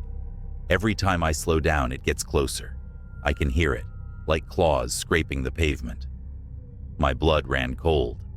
I turned on my high beams, as if that would somehow protect me. "What's your rig?" I asked. "I'll look for you on the road." "Freightliner Cascadia, white cab, red trailer," he muttered. "But I don't think you'll make it in time." Then the radio went dead. I grabbed the mic again. "Breaker 19, you there? Talk to me." Static hissed in response. My heart pounded as I pushed the accelerator, the engine growling as the truck surged forward. I was determined to catch up to him, or at least see what the hell was going on.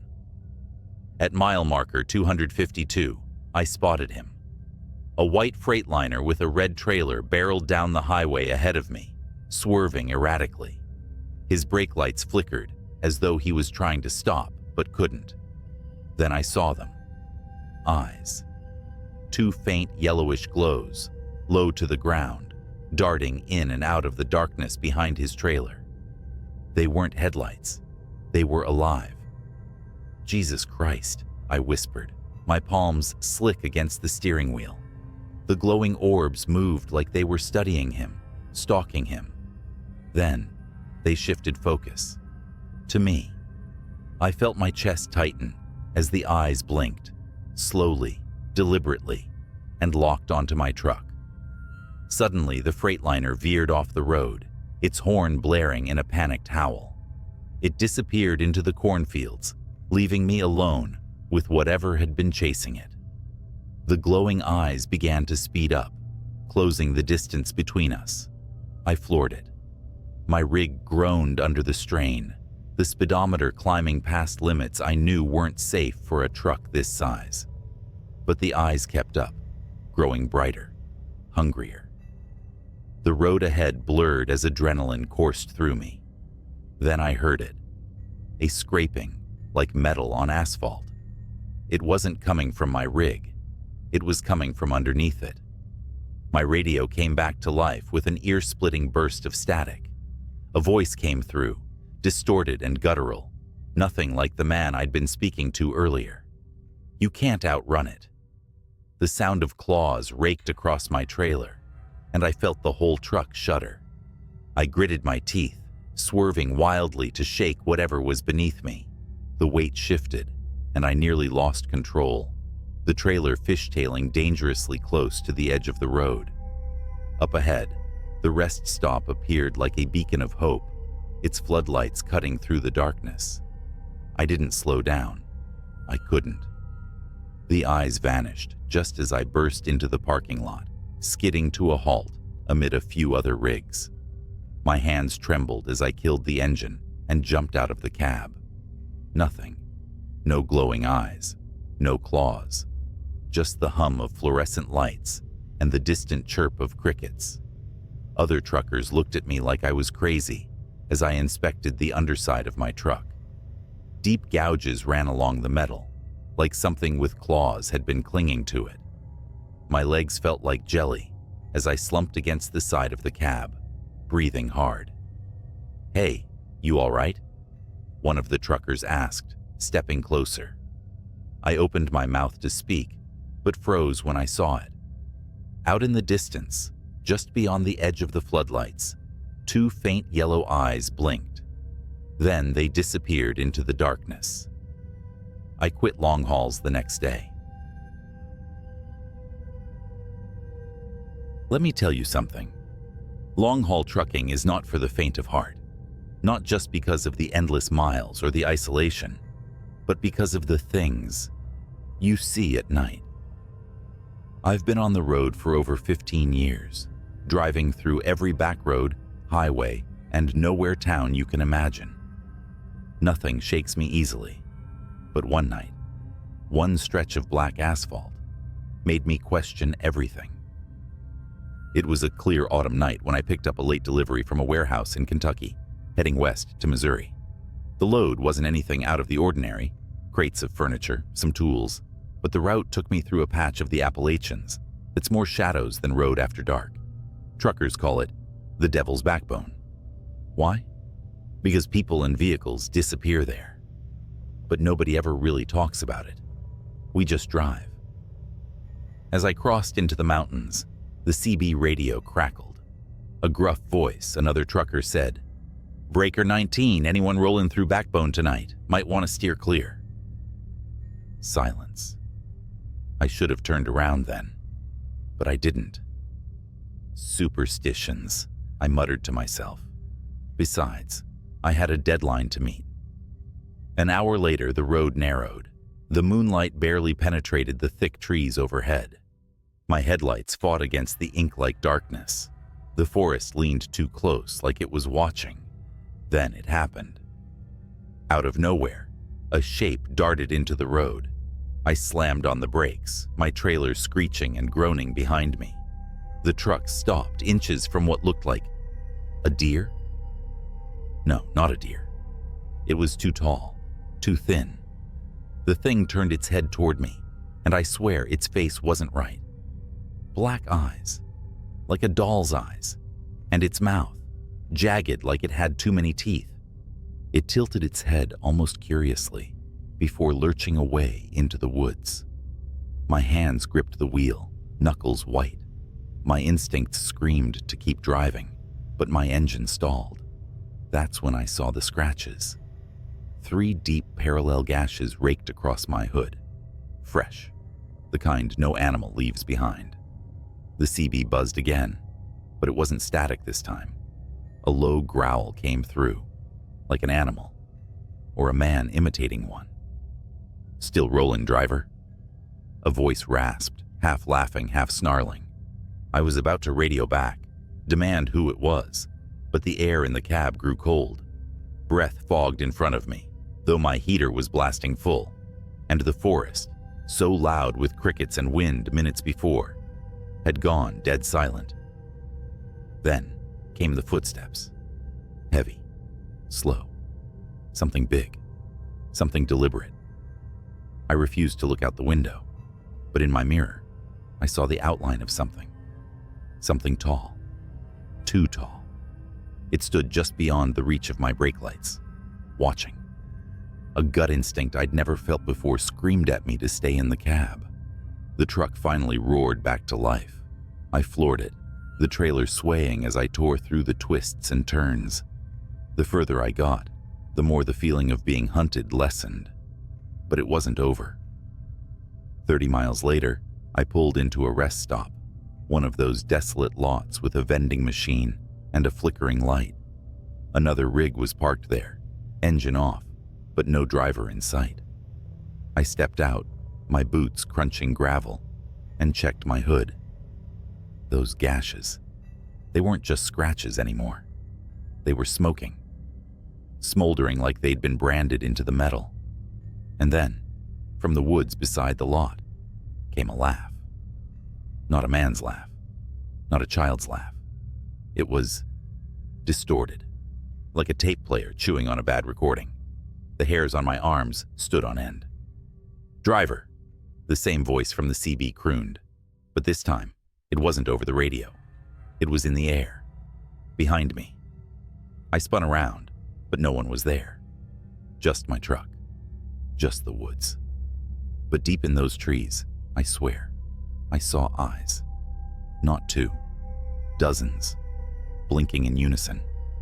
I didn't stay to find out what they belonged to. I climbed back into my rig, locked the doors, and drove until dawn. When I finally reached Missouri, the scratches on my hood were gone, replaced by pristine metal, like nothing had ever happened. But I know what I saw. And every time I pass through Appalachia, I see those same blinking eyes in my nightmares. If you're driving through the Devil's Backbone, keep your eyes forward, your windows shut, and don't stop for anything. A week passed, but the shadows of that night followed me. Truck stops felt quieter than usual, the roads darker, and the CB radio, even when silent, felt ominous.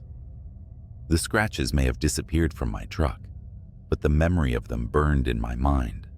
And then, the real nightmare began. My next haul was a routine trip, heading south toward Alabama. A midnight run. As always, I preferred driving at night. Less traffic, more peace. But peace was the last thing I found. It started with my GPS going haywire. One moment it showed a straight route. The next, my truck icon spun wildly, as if I'd veered off-road. I checked my map, recalibrated, and pushed on. That's when I noticed something. The mile markers weren't right. Each marker was different. One read 142, then the next said 666. I laughed it off, thinking I was seeing things. But the markers grew stranger. End. Turn back. And one that simply read run. The rational part of me fought to dismiss it. A prank, bad lighting, or exhaustion. But deep down, I knew better.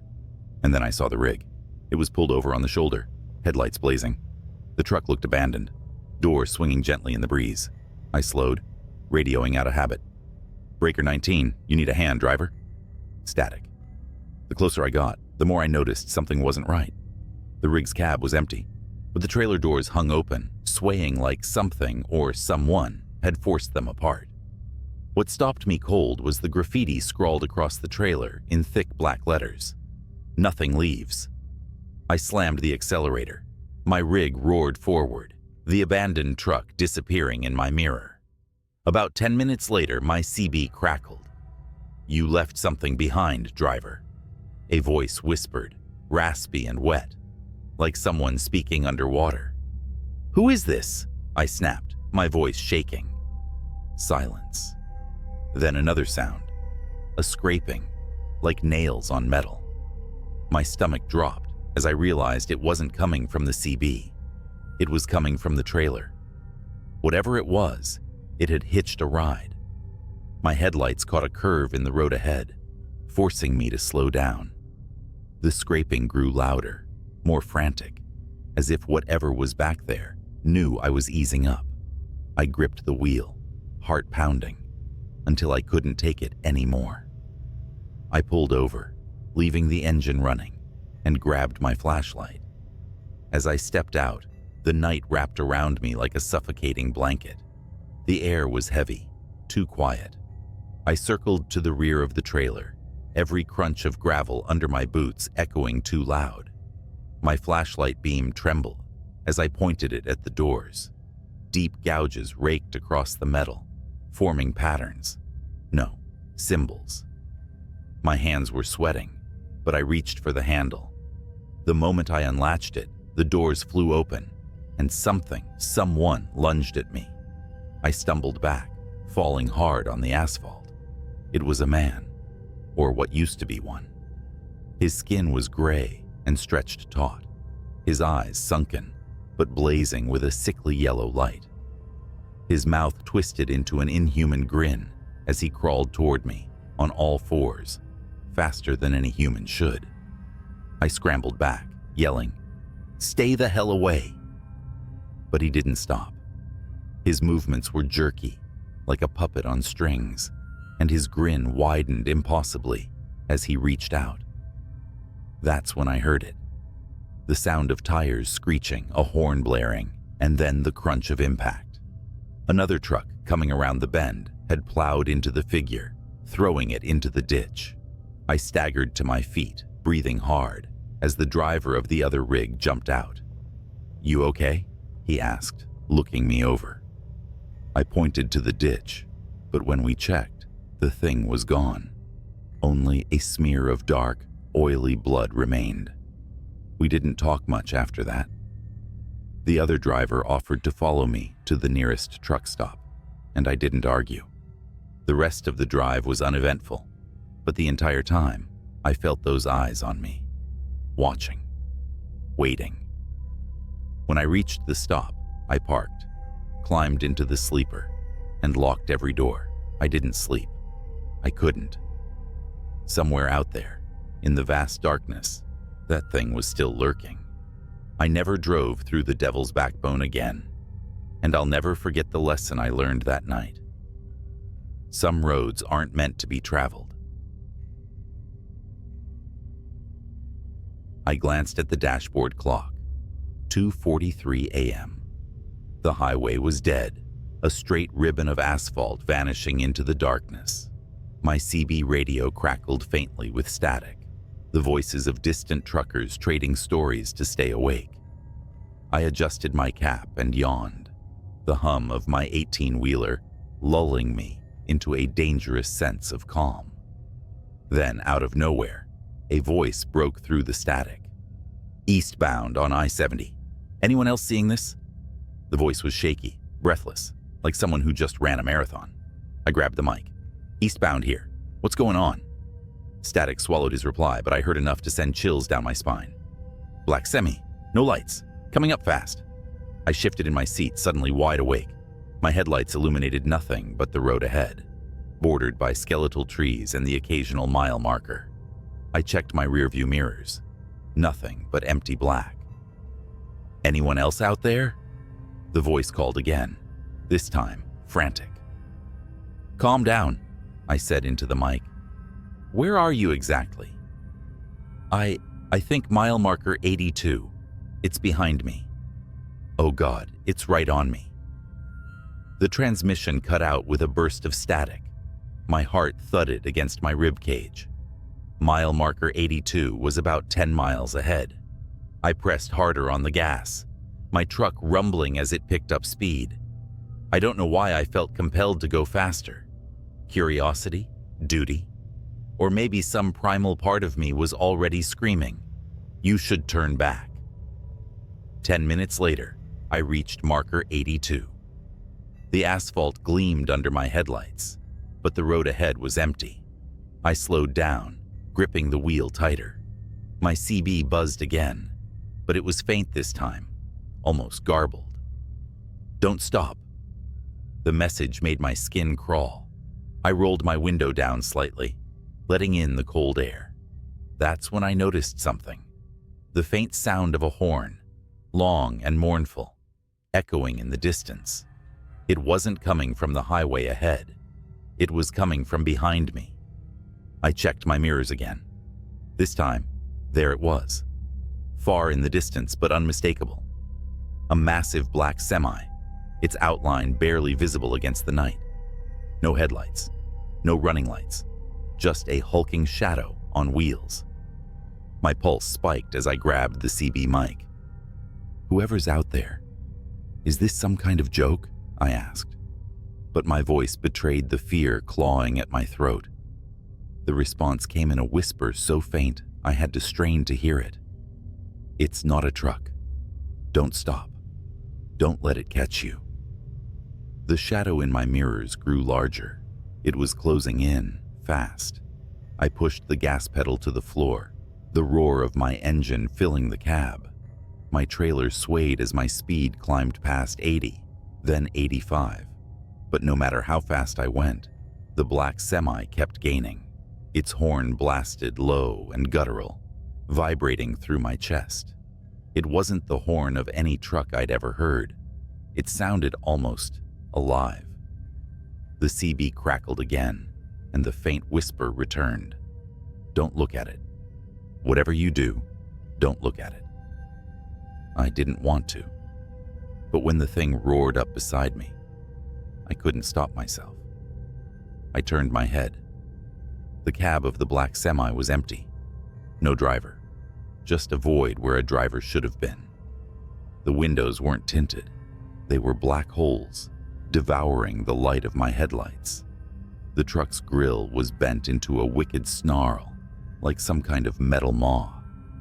I yanked my eyes back to the road and slammed the accelerator harder. My truck groaned under the strain. The black semi swerved, its shadowy mass brushing against my trailer. Sparks flew, lighting the darkness like fireworks. "Get off the highway," the CB hissed. There was an exit up ahead, barely lit by a single flickering lamp. Without thinking, I veered toward it, tires screeching as I took the turn too fast. My truck wobbled but held steady as I barreled down the narrow exit ramp and onto a deserted country road. For a moment, I thought I'd lost it. The road stretched out empty before me, flanked by fields of tall grass swaying in the wind. My shoulders sagged with relief. But then the horn sounded again, closer this time, and my blood ran cold. In my side mirror, I saw it. The black semi was following me off the highway. "Leave me alone," I shouted into the CB, but the static gave no reply. The road grew narrower, twisting and turning through the darkness. The black semi's headlights, no, the absence of headlights, loomed behind me, swallowing the faint glow of the moon. Up ahead I saw it, a bridge, old, rickety, and far too narrow for 2 trucks. I didn't slow down. If the thing wanted to take me out, it would have to follow me across. The bridge groaned as my truck rolled onto it. Wooden planks creaked and snapped under my weight. I made it halfway across before I heard a deafening crash behind me.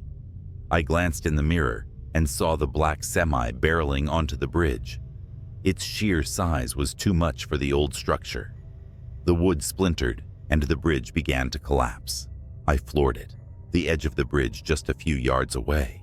The black semi's horn blared one last time, a guttural scream that sent chills down my spine.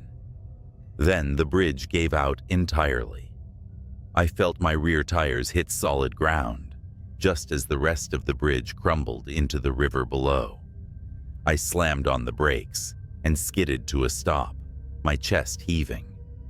Behind me, the black semi disappeared into the churning water, its horn fading into silence. For a long time, I just sat there, staring at the empty road ahead. The CB crackled once more, a final whisper cutting through the static. "You made it, but it'll be back." I never took that route again. Hell, I've never driven at night since.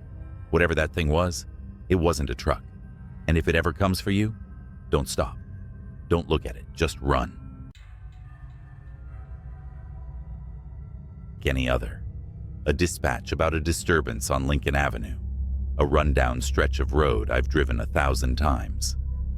Routine, I thought. But nothing about that night would be routine. I'm an officer, and my job is to answer calls, no matter how bizarre they might sound.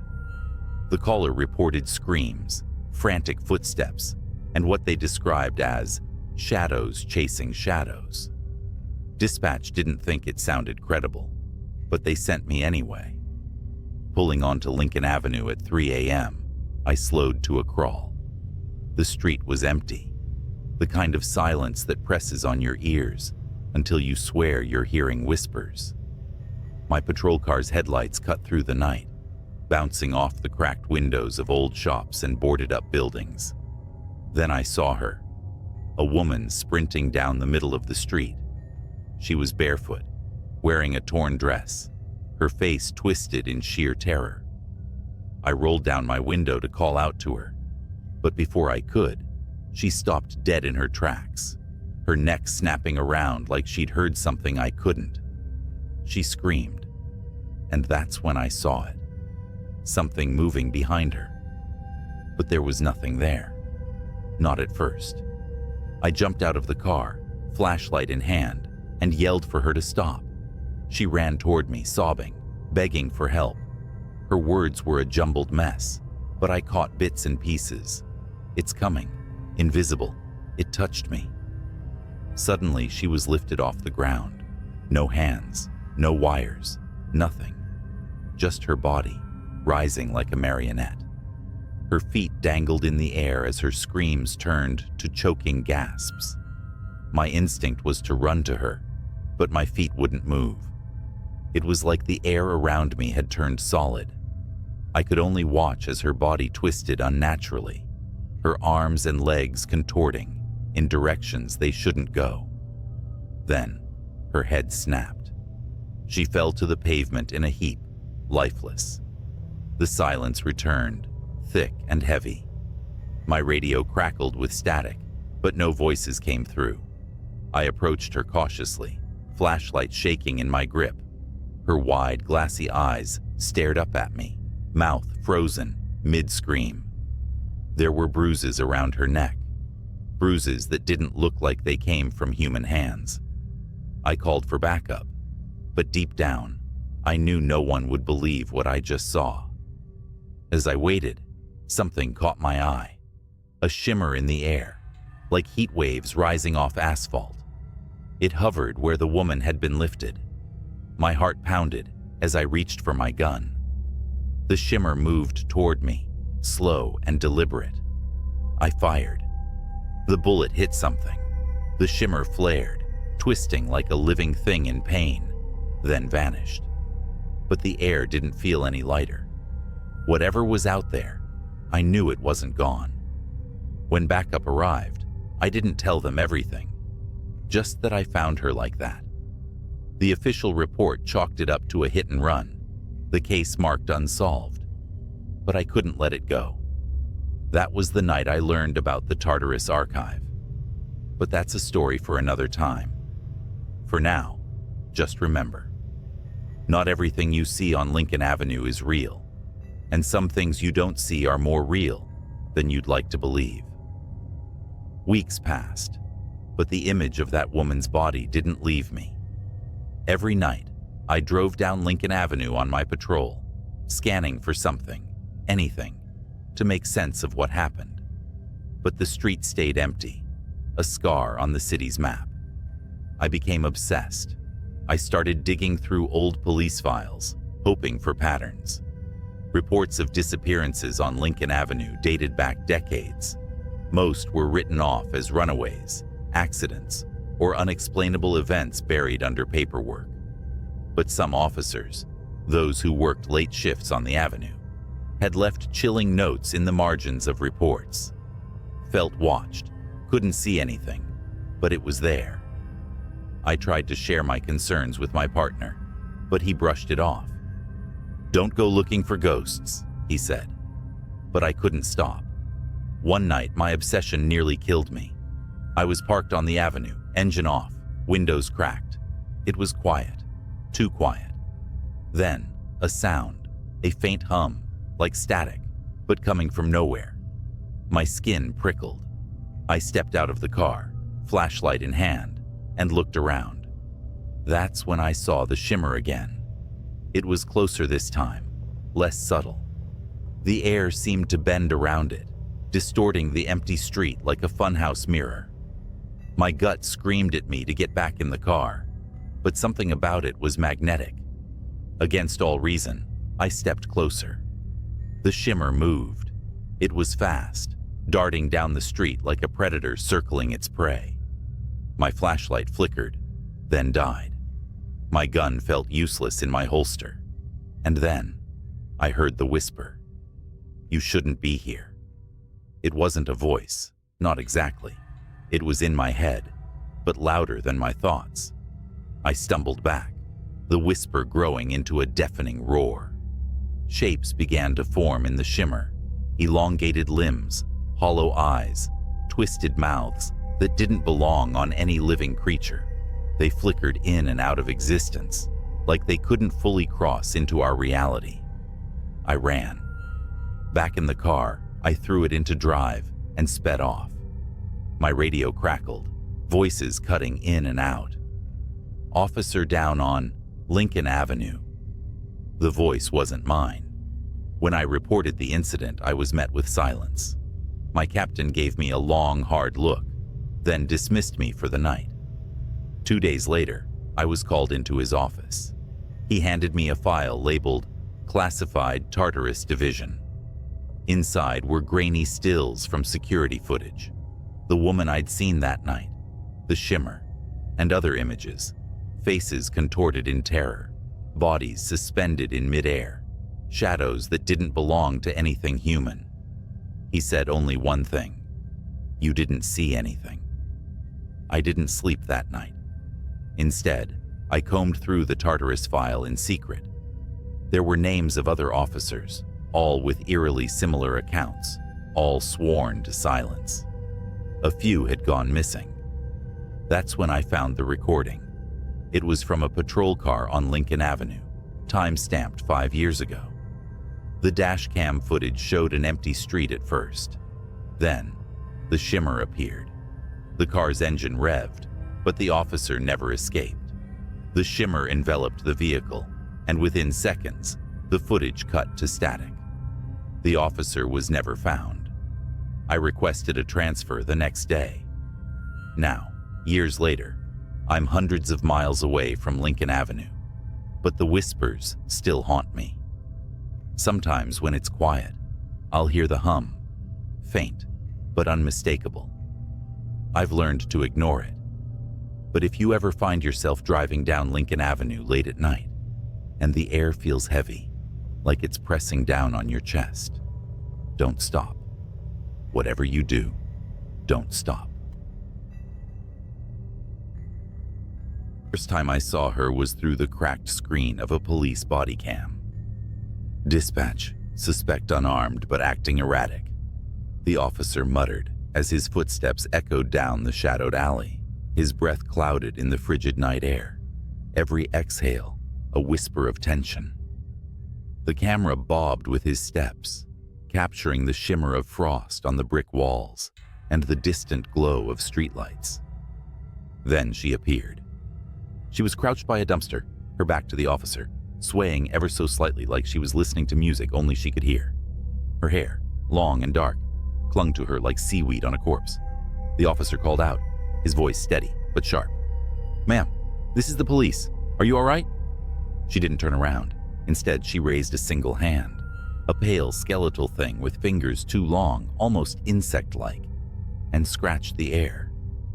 Slowly, methodically, like she was carving something unseen into the fabric of the night.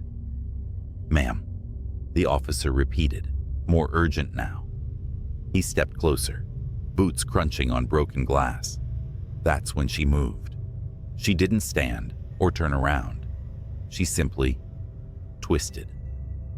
Her neck rotated far beyond what should have been possible, vertebrae cracking like dry twigs, until her face was staring back at the camera. Her eyes were enormous, hollow pits, swallowing the weak beam of the officer's flashlight. And her mouth, God, her mouth, stretched into a grin that could split a human skull. The body cam glitched. For a moment, the screen was static, the audio a shrill, grating scream. When the feed returned, the alley was empty. The woman was gone. "Officer Monroe, what's your status?" Dispatch buzzed, but Monroe wasn't responding. His body cam showed nothing but the open alley now, the flashlight beam trembling as it panned across damp brick walls. Then, with a wet, guttural crunch, the camera fell sideways. The last thing it captured before going dark was a streak of blood pooling into the frost. I shouldn't have seen that footage, but I did. And now she's found me. For 3 days after seeing that footage, I couldn't sleep. Every creak of my apartment, every shadow caught in the corner of my eye felt alive, as if it carried the echo of her grin. Monroe's body was never found. The official report chalked it up to gang violence in the area, but I knew better. That thing, whatever it was, had taken him. I work in law enforcement too, just not on the front lines. My job was to review body cam footage for ongoing investigations, compiling evidence for court cases. After Monroe's footage, I told myself I'd misinterpreted what I saw. Maybe it was a trick of the light, a camera malfunction, or exhaustion playing tricks on my mind. But the night after I filed the footage, I got a message in my inbox. Unreviewed Incident 1127 code, redacted. It was flagged for immediate review, a case assigned to me, and only me. At first, I thought it was a mistake. No one spoke to me about it. No directives came through, just the video file. I shouldn't have clicked on it, but I did. This wasn't from Monroe's district. The footage came from across the city, 3 nights after his disappearance. It showed 2 officers responding to a break-in at a derelict industrial warehouse. Their body cams revealed the scene: rusted machines coated in dust, walls lined with graffiti, and corridors that seemed to stretch forever into the dark. "Anyone here? Show yourself," one officer barked, his flashlight slicing through the shadows. His partner covered his six, their footsteps echoing through the cavernous space. And then they heard it. Laughter. It was faint at first, barely audible. A child's giggle. But as they moved deeper, it grew louder, distorted, the pitch warping until it sounded less like laughter and more like the twisted cries of something mocking human joy. "Cut the crap," the second officer shouted. "This is your last warning." The laughter stopped. The silence that followed was heavier than the darkness around them. That's when the flashlight beams caught movement. Something darted between the rusted machines, too fast to track. The officers shouted, raising their weapons, but it was no use. The thing emerged, not running, but crawling, limbs too long, joints bending the wrong way. It skittered toward them with impossible speed, its hollow eyes reflecting the light like mirrors. One officer fired. The gunshots echoed, deafening in the emptiness. The creature stopped, crouched on all fours, and cocked its head. It didn't bleed. It didn't fall. It simply stared, grinning that same skull-splitting grin. Then it lunged. The camera feed erupted into chaos. Flashes of limbs, screams, static. The footage ended abruptly. I shut my laptop, heart pounding. My apartment felt suffocatingly quiet. Too quiet. And then I heard it. A faint scratching noise. At first I thought it was coming from the walls, maybe rats or the old pipes. But as I sat there frozen, I realized it wasn't the walls. It was my window. I turned slowly. The blinds were drawn, but I could see the silhouette behind them. Something tall, with fingers too long, was tracing patterns in the glass. Slowly, methodically. I don't know how long I sat there, paralyzed, staring at that shadow. Minutes. Hours. Finally, I mustered the courage to reach for my phone. My fingers trembled as I dialed 911. 911? What's your emergency? "There's someone outside my window," I whispered. "Can you describe them?" The scratching stopped. The blinds fluttered, as if touched by a faint breeze. Then slowly, they began to part. "No," I stammered. No. Sir, are you there? Sir?" It was her. That face. That impossible grin. Her hollow eyes bore into mine as she pressed her palms flat against the glass, her nails scraping in a slow, deliberate rhythm. She leaned closer, her grin widening, until the corners of her mouth began to tear. I dropped the phone. I don't remember what happened next. One moment I was in my living room. The next I was sprinting down the fire escape, barefoot and half-dressed, into the freezing night. I didn't stop until I reached the nearest precinct, pounding on the doors like a lunatic. When they finally let me in, I tried to explain what I'd seen, but no one believed me. The footage from Monroe's body cam, gone. The unreviewed file, deleted from the system. They pulled up my personnel file and flagged me for mental health evaluation. I quit the next day. Now I'm writing this from a motel on the edge of town, lights blazing, a chair propped against the door. I don't think it'll matter. Wherever I go, she'll find me. If you're reading this and you work with police footage, take my advice. Don't click on anything marked redacted. And if you ever hear laughter in the dark, run. Don't look back, because no matter how fast you run, she'll be faster. It was just past midnight when my phone buzzed. The caller ID flashed restricted, but something about the timing felt off. I was home alone, sprawled on the couch with a half-empty beer and some late-night TV reruns. The sound of the phone ringing in the quiet room was like a scream. I hesitated but answered anyway. "Hello?" A voice, frantic and low, whispered, "Are you home? Lock your doors. Now." I froze, every muscle in my body tightening. "Who is this?" The line clicked dead. Normally I'd brush it off as a prank call or some weirdo, but the tone, that panicked edge, stuck with me. I stood up, every creak of the floor making me flinch, and went to the front door. It was already locked, but I double-checked. Windows, secure, back door, latched tight, satisfied. I sat back down, laughing nervously to myself. Then I saw the police cruiser pull into my driveway. The patrol car's lights weren't flashing, but its mere presence was enough to make my stomach churn. A tall officer stepped out, his silhouette sharp against the dim porch light. He knocked twice, and I debated for half a second whether to open it. "Mister?" His voice carried through the door.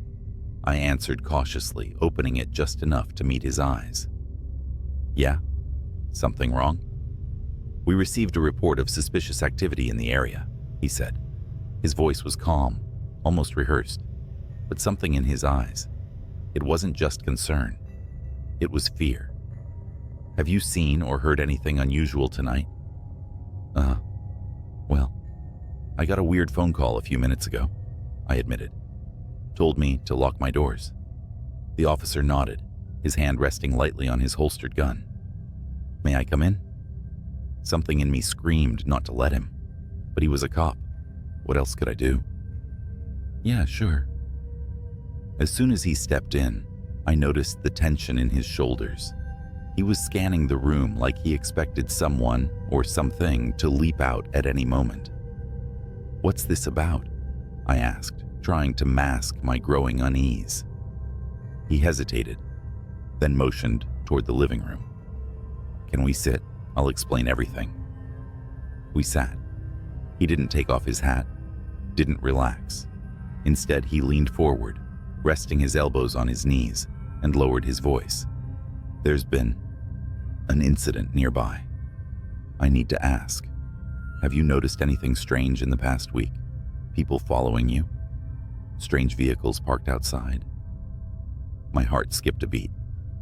"No, nothing like that. What kind of incident are we talking about?" He glanced toward the window, then back at me. "A break-in. But it's more complicated than that. The suspect might still be in the area." I felt the weight of his words settle like a lead blanket. Before I could press for details, the police radio clipped to his shoulder crackled to life. "Unit 47, report.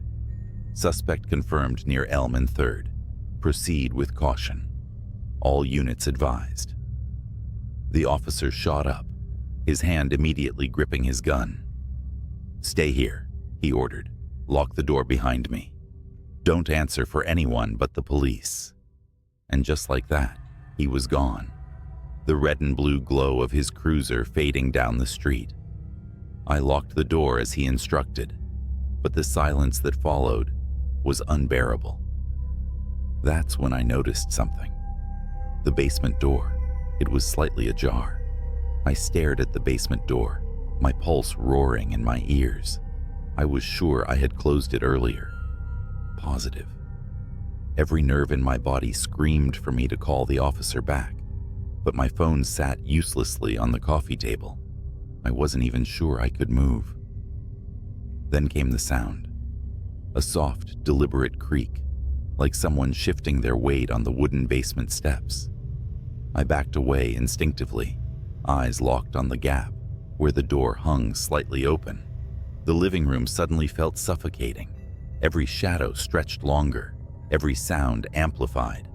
I grabbed the nearest thing resembling a weapon, a heavy floor lamp, and inched closer to the door. "Hello?" My voice barely broke a whisper. Idiotic. As if I wanted a reply. The silence was deafening. Then came a slow, scraping noise, like metal dragging against the wall. My heart felt like it was trying to escape my chest. "Look," I stammered. "I don't know who's down there, but the cops are already here. They're coming back any second." Nothing. And then, almost imperceptibly, I saw it. A flash of movement low to the ground, at the edge of the basement's shadows. I stepped back, holding the lamp like a bat, and shouted, "I'm armed. Come out now." The basement door slammed shut. Hard. I stumbled backward, my breath coming in shallow gasps. I didn't have time to think. My brain screamed run, but my legs wouldn't cooperate. Then the floor lamp's light flickered and died, plunging the room into a thick, oppressive darkness. And that's when the doorknob started to turn. The logical part of my brain was gone, overtaken by pure primal fear. I bolted for the kitchen, skidding on the tile as I grabbed the biggest knife I could find. The house was silent again. But I knew I wasn't alone. I tried to force my trembling fingers to dial 911, but the phone buzzed with a new notification. A single text message: "Get out." The number was restricted. As if on cue, the basement door creaked open.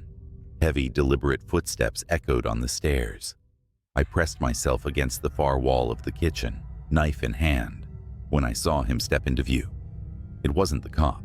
The man was tall and wiry, his face obscured by some kind of crude mask, a burlap sack with slits for eyes. He held a crowbar in one hand, tapping it rhythmically against the wall as he stepped into the living room. "You're making this harder than it needs to be," he rasped, his voice low and gravelly. "Come out now, and I'll make it quick." I froze, barely breathing, as he scanned the room. His head tilted, and he sniffed the air like a predator. Then he turned, heading for the hallway that led to the kitchen. I wasn't going to wait for him to find me. As soon as his back was turned, I bolted. I sprinted through the side door into the yard, knife still clutched in my hand. The cold air hit me like a slap, but I didn't stop. I ran toward the street, praying the officer's cruiser would still be close. Instead, I saw two figures standing in the shadows near the curb. "Help!" I screamed, desperate, running toward them. They stepped into the light. It was the officer. But standing next to him was another man, wearing a matching police uniform. Same height, same build, same badge. My brain struggled to process it, and before I could stop myself, I blurted, "What?" The officer I'd let into my house earlier raised his gun. "On the ground, now." I didn't move. Couldn't. The other officer, the real one, looked just as confused as I felt. He put a hand on his holster, his expression sharp. "What's going on here?" The man with the gun didn't answer. His eyes darted toward the house, and for a fraction of a second, I saw it. The tiniest shift in his demeanor. Panic. He wasn't a cop. "Drop the gun," the second officer barked, stepping forward. And then, chaos. The fake cop turned and bolted, disappearing into the dark. The real officer chased him, shouting into his radio for backup. I stood there trembling, clutching my knife, trying to make sense of what had just happened. Behind me, from the open basement door, came a low, guttural laugh. I didn't wait. I ran. The real police arrived minutes later. They searched the house, the basement, the yard, but whoever or whatever had been there was gone. No fingerprints, no sign of forced entry, nothing. The officer who'd chased the imposter returned, his face pale. He told me the man had vanished into the woods, leaving behind a discarded mask and the empty shell of a police cruiser. "That guy in your house?" the officer said, his voice grave. "He's been posing as law enforcement for months, breaking in, stalking people. You're lucky to be alive." Lucky. That word stuck with me. I moved out of that house the next day, left the city altogether. But every night I still wake up in a cold sweat, hearing the creak of the basement stairs. And sometimes, when my phone buzzes in the dark, I still see those words. Get out. I didn't believe the warnings at first. I mean, Who listens to whispers about a desolate highway anyway? But this wasn't just any road. It was Ridgeway Stretch, a winding path through the middle of nowhere. My night shift had just ended, and my brain was buzzing too much for a straight route home. Something about the idea of open roads under a pitch-black sky seemed soothing. I should have stayed on the main road. It started harmless enough. The hum of my car, the faint rhythm of late-night radio, and the vast emptiness stretching ahead. But something felt off. The moon, which had been full and bright, vanished behind clouds, plunging the world into a darkness so thick my headlights barely made a dent. Then I saw it. A figure on the side of the road, just standing there. I slowed down, debating whether to stop. They didn't wave, didn't move, just stood still like they were carved out of the darkness itself. Something about the way they leaned slightly forward felt wrong, like gravity was holding them in place unnaturally. My instinct screamed, "Keep driving." So I did.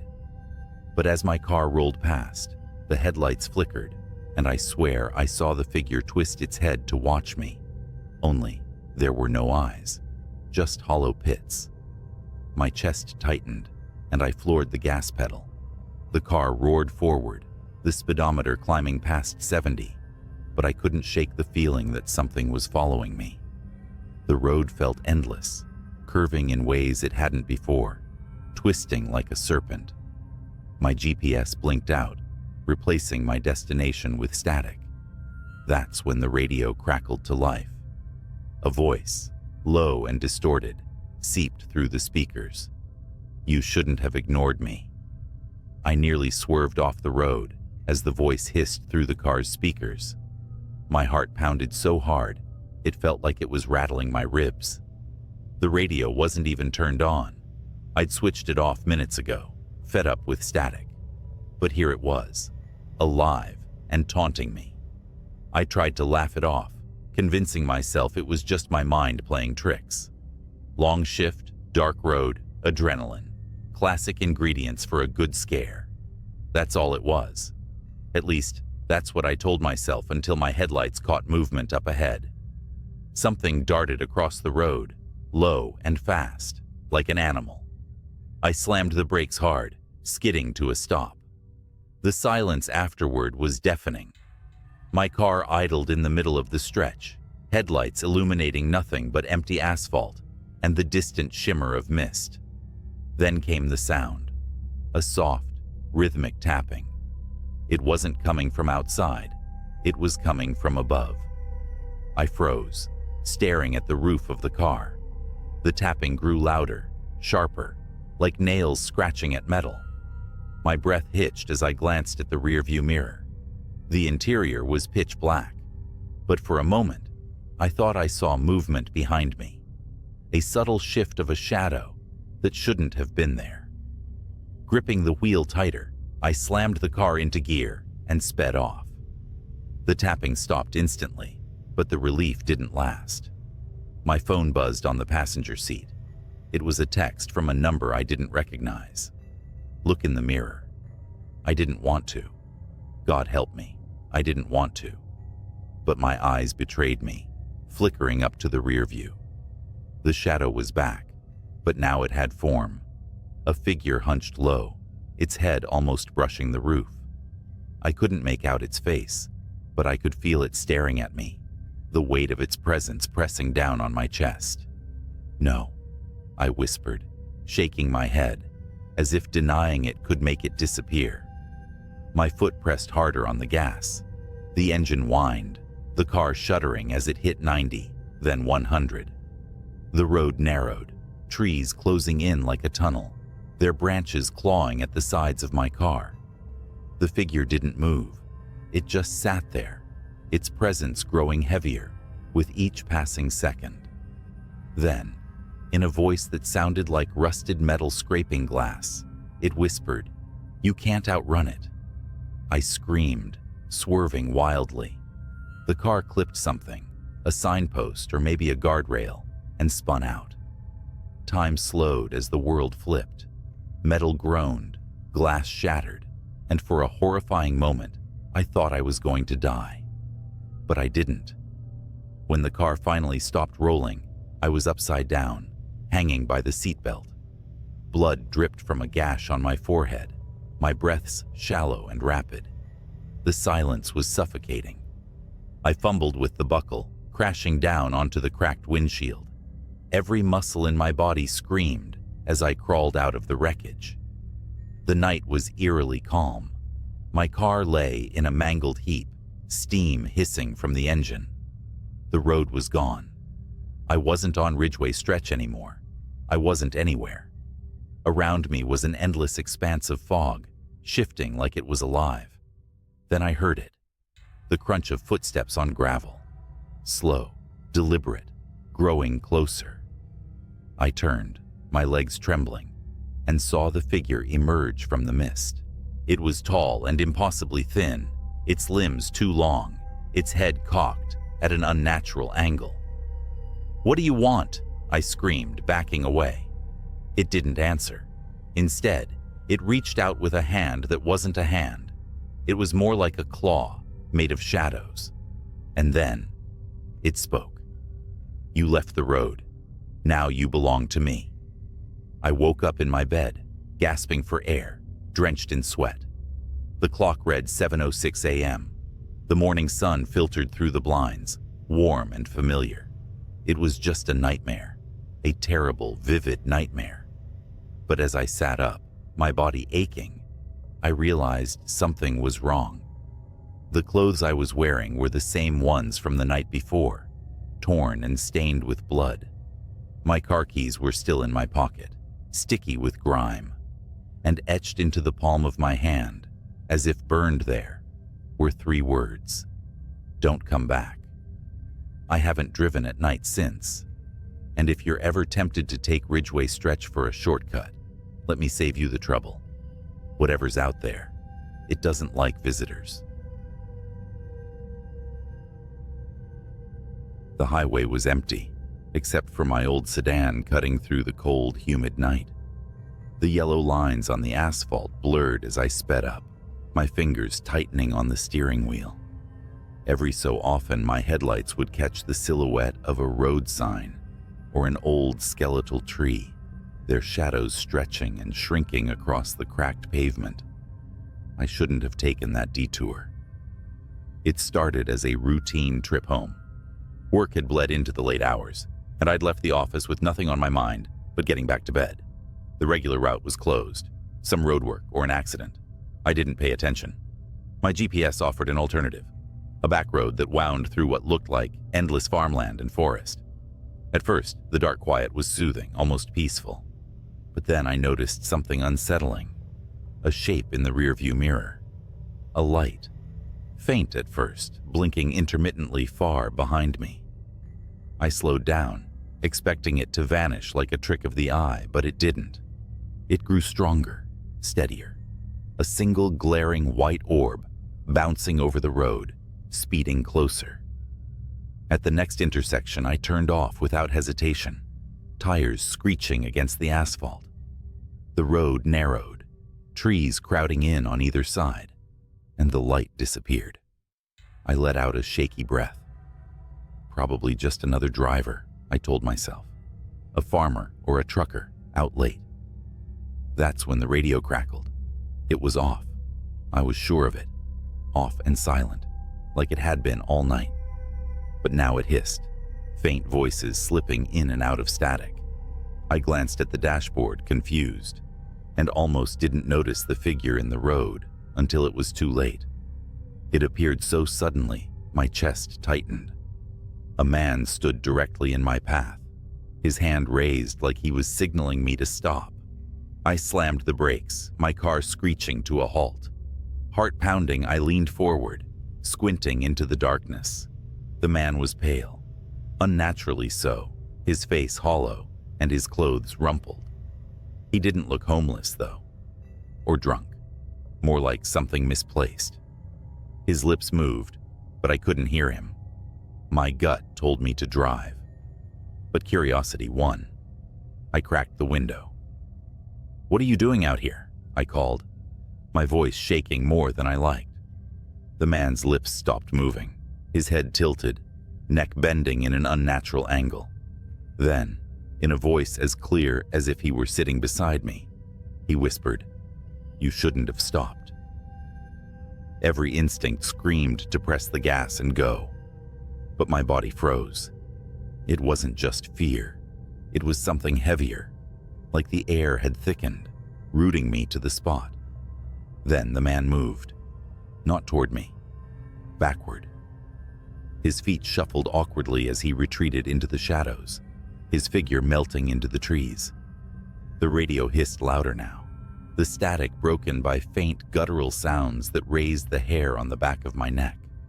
Before I could act, the light reappeared in my rearview mirror. This time it wasn't distant. It flooded the inside of my car, so bright it washed out the world outside. My foot found the pedal, and I sped off, the light chasing me like a predator. I floored the gas pedal, the old sedan groaning as it sped down the winding road. The blinding light in my rearview mirror didn't falter. It grew brighter, closer, swallowing the world behind me. My hands gripped the wheel so hard my knuckles ached, and the forest on either side blurred into an endless wall of black. The radio screamed now. No music, just static and garbled voices, as if 100 people were shouting underwater. The sound clawed at my brain, making it hard to think. I reached for the dial, desperate to shut it off, but it wouldn't budge. A figure appeared ahead, standing in the middle of the road again. It wasn't the man from before. It was taller, thinner, its limbs unnaturally long. Its head lolled to the side as if it couldn't hold it up. And its eyes. God, its eyes glowed the same blinding white as the light behind me. I yanked the wheel to the left, narrowly avoiding it, and felt the car's tires hit gravel. My heart stopped as the vehicle skidded, the steering wheel jerking out of my hands.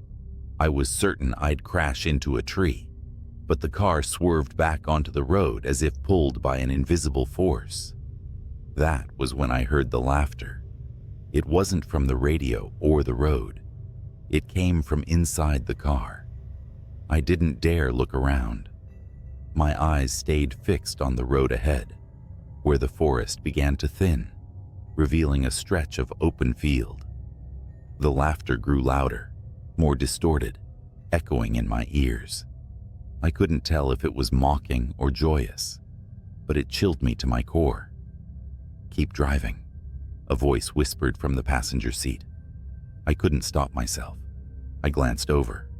The passenger seat was empty, but for a brief moment, the shadows seemed to shift, forming a faint outline of a figure hunched over, watching me. Its face was obscured, but its presence pressed on me like a physical weight. The light in the rearview mirror was gone now, but I didn't dare slow down. My car roared across the field, the tires thumping over uneven ground. The open space should have felt like relief, but the darkness here was heavier, more oppressive. It swallowed the stars and the moon, leaving only my dim headlights cutting through the void. Then my engine sputtered. No, I muttered, slamming my foot on the pedal. The car jerked forward but lost speed, its protests growing louder with each passing second. Finally, it rolled to a stop, the engine clicking as it died. The headlights flickered, then went out, leaving me in absolute darkness. For a long moment, there was silence, and then I heard it. Footsteps. Slow, deliberate, crunching over the dirt behind me. My breath hitched, my entire body trembling. I fumbled for my phone, desperate to turn on its flashlight, but it slipped from my hands and fell somewhere under the seat. The footsteps stopped. A faint glow appeared in the distance, the same orb of light I'd seen earlier. It hovered, pulsating like a heartbeat, and slowly began to move toward me. I scrambled out of the car, my legs weak, my body screaming to run, but unable to obey. The orb floated closer, illuminating the field in its eerie, shifting glow. And then I saw them. Figures stood all around me, their outlines faint and flickering, like static on an old TV. They were just outside the orb's reach, encircling me. Their faces were blank, no features, no eyes, just smooth, pale surfaces that tilted toward me as if watching. The orb stopped a few feet away, hovering in the air. I stared at it, mesmerized, as it began to change. Its light dimmed, revealing a swirling, gas-like surface that twisted and turned. The figures stepped closer, their movements jerky, unnatural. I forced myself to move, stumbling backward. My hand brushed against something cold and metal. The car's door. Without thinking, I climbed back inside and locked the doors, as if that could protect me. The orb didn't follow. Instead, it began to stretch and shift, forming a long, thin shape that resembled an arm. The limb extended toward the car, its fingers tapping gently on the windshield. Tap, tap, tap. The radio crackled to life again, this time with a single clear voice. Run. The orb exploded in a blinding flash of light, and I screamed, shielding my eyes. When I dared to look again, the figures were gone. The field was empty, silent, except for the faint hum of my engine sputtering back to life. I didn't question it. I slammed the car into gear and sped off, not caring where the road led, as long as it was away. The orb's glow lingered in my rearview mirror for miles, like a distant star, before finally fading into the night. I made it home just before dawn, my hands still trembling as I shut the door behind me. Sleep didn't come that morning, or the next night. I still see the orb sometimes, in the corner of my vision, when I'm driving alone, and I never ever take the back roads anymore. It's a quiet November night, and you're driving along a winding country road, the kind that feels endless, flanked by skeletal trees, clawing at the dark sky. The kind of night where even the stars seem to shy away, leaving you under a dome of oppressive blackness. Your high beams carve a narrow path ahead, illuminating only the cold asphalt and the occasional reflector post. You weren't supposed to take this road, but the GPS rerouted you due to an accident on the interstate, and now you're here, on this godforsaken road, miles from anywhere. And then you see it, a figure. It's standing at the edge of the road, barely illuminated by your headlights. Instinctively, your foot eases off the accelerator. They're not waving you down, not signaling for help. They're just standing there, facing the road, facing you. Your brain tries to rationalize it. Maybe it's a stranded motorist, a jogger. But why here? Why now? The figure doesn't move. It's when you draw closer that the dread sets in. They're dressed in a coat far too light for the weather, their head hanging at an angle that makes your neck hurt just looking at it. You squint, heart hammering. Their face is obscured, shadowed, or maybe featureless. Your gut screams at you to keep driving. Just keep going. Don't stop. But something, some damnable magnetic pull, makes you slow down. You stop the car about 20 feet away. The figure doesn't react. It's as if they don't notice your car or don't care. You flick on your brights, flooding the road with light, and they're gone. No, not gone. Moved. You see them now, but they're off the road, deeper into the trees, standing just at the edge of the beam's reach, still as a statue watching. You don't know why, but you roll down the window just a crack.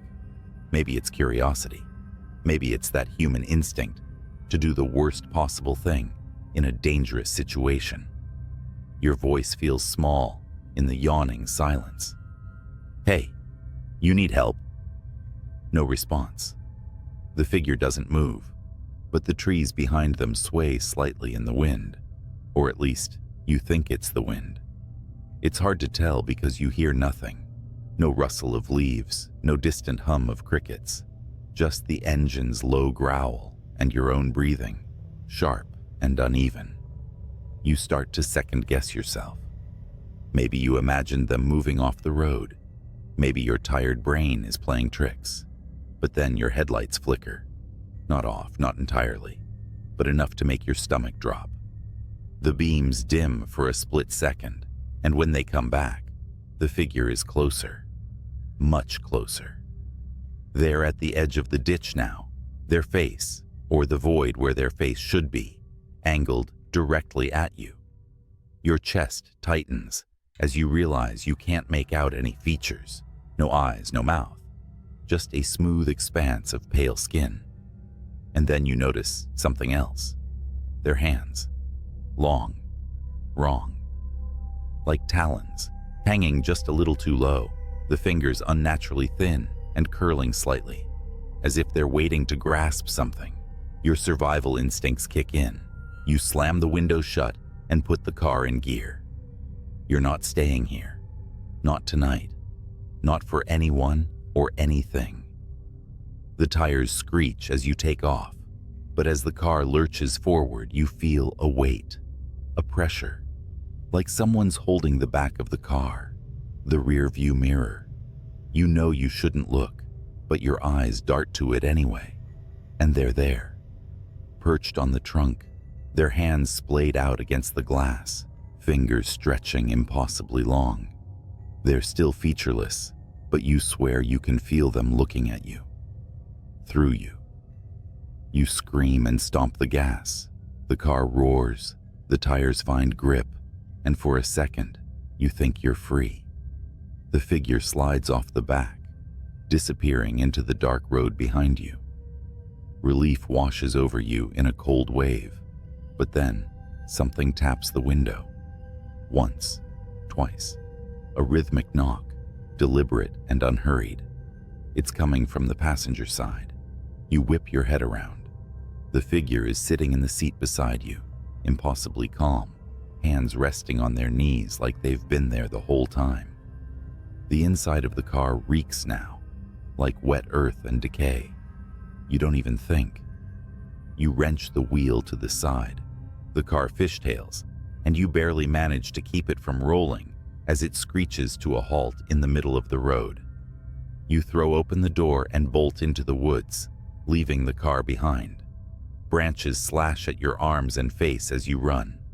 You don't know where you're going, but anywhere is better than here. The figure doesn't chase you, at least not in the way you expect. You can't see them, but you feel them. Their presence is heavy, like the air is pressing down on you. Every shadow seems alive, every sound amplified. Finally, you burst into a clearing and collapse to your knees. The moonlight bathes the open space, giving you the first sense of security you've felt all night. You take a moment to catch your breath, the cold seeping into your skin as you sit there trembling, and then you hear it. The knock. Once, twice. You whip around, and there, at the edge of the clearing, the figure stands. Only now, they're not alone. Dozens of them emerge from the trees, identical and featureless, their long fingers curling and uncurling as they close in. They form a perfect circle around you, their movements synchronized, their heads tilting in unison. Your scream catches in your throat as they close the gap, their smooth faces mere inches from yours. And then, blackness. When you wake up, you're in your car. It's parked neatly at the gas station you stopped at before this nightmare began. The sun is rising, the orange glow spilling over the horizon. The engine is off, your keys in your lap. Everything looks normal, except for the muddy handprint smeared across your windshield. It started on a call like any other. A dispatch about a disturbance on Lincoln Avenue, a rundown stretch of road I've driven 1,000 times. Routine, I thought. But nothing about that night would be routine. I'm an officer, and my job is to answer calls. no matter how bizarre they might sound. The caller reported screams, frantic footsteps, and what they described as shadows chasing shadows. Dispatch didn't think it sounded credible, but they sent me anyway. Pulling onto Lincoln Avenue at 3 a.m., I slowed to a crawl. The street was empty, the kind of silence that presses on your ears until you swear you're hearing whispers. My patrol car's headlights cut through the night, bouncing off the cracked windows of old shops and boarded-up buildings. Then I saw her, a woman sprinting down the middle of the street. She was barefoot, wearing a torn dress, her face twisted in sheer terror. I rolled down my window to call out to her, but before I could, she stopped dead in her tracks, her neck snapping around like she'd heard something I couldn't. She screamed, and that's when I saw it, something moving behind her. But there was nothing there, not at first. I jumped out of the car, flashlight in hand, and yelled for her to stop. She ran toward me, sobbing, begging for help. Her words were a jumbled mess, but I caught bits and pieces. It's coming, invisible. It touched me. Suddenly, she was lifted off the ground. No hands, no wires, nothing. Just her body, rising like a marionette. Her feet dangled in the air as her screams turned to choking gasps. My instinct was to run to her, but my feet wouldn't move. It was like the air around me had turned solid. I could only watch as her body twisted unnaturally, her arms and legs contorting in directions they shouldn't go. Then, her head snapped. She fell to the pavement in a heap, lifeless. The silence returned, thick and heavy. My radio crackled with static, but no voices came through. I approached her cautiously, flashlight shaking in my grip. Her wide, glassy eyes stared up at me, mouth frozen, mid-scream. There were bruises around her neck, bruises that didn't look like they came from human hands. I called for backup, but deep down, I knew no one would believe what I just saw. As I waited, something caught my eye, a shimmer in the air, like heat waves rising off asphalt. It hovered where the woman had been lifted. My heart pounded as I reached for my gun. The shimmer moved toward me, slow and deliberate. I fired. The bullet hit something. The shimmer flared, twisting like a living thing in pain, then vanished. But the air didn't feel any lighter. Whatever was out there, I knew it wasn't gone. When backup arrived, I didn't tell them everything, just that I found her like that.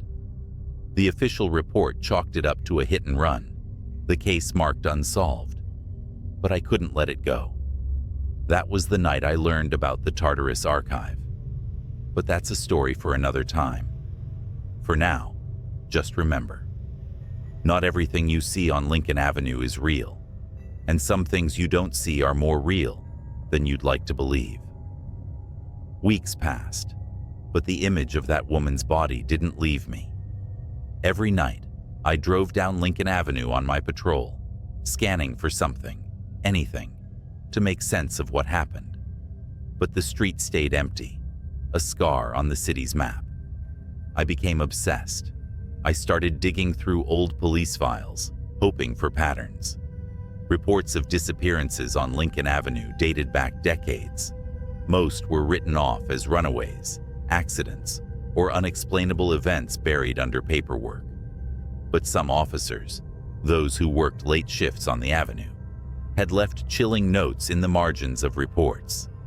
Felt watched, couldn't see anything, but it was there. I tried to share my concerns with my partner, but he brushed it off. "Don't go looking for ghosts," he said. But I couldn't stop. One night, my obsession nearly killed me. I was parked on the avenue, engine off, windows cracked. It was quiet, too quiet. Then, a sound, a faint hum, like static, but coming from nowhere. My skin prickled. I stepped out of the car, flashlight in hand, and looked around. That's when I saw the shimmer again. It was closer this time, less subtle. The air seemed to bend around it, distorting the empty street like a funhouse mirror. My gut screamed at me to get back in the car, but something about it was magnetic. Against all reason, I stepped closer. The shimmer moved. It was fast, darting down the street like a predator circling its prey. My flashlight flickered, then died. My gun felt useless in my holster. And then, I heard the whisper.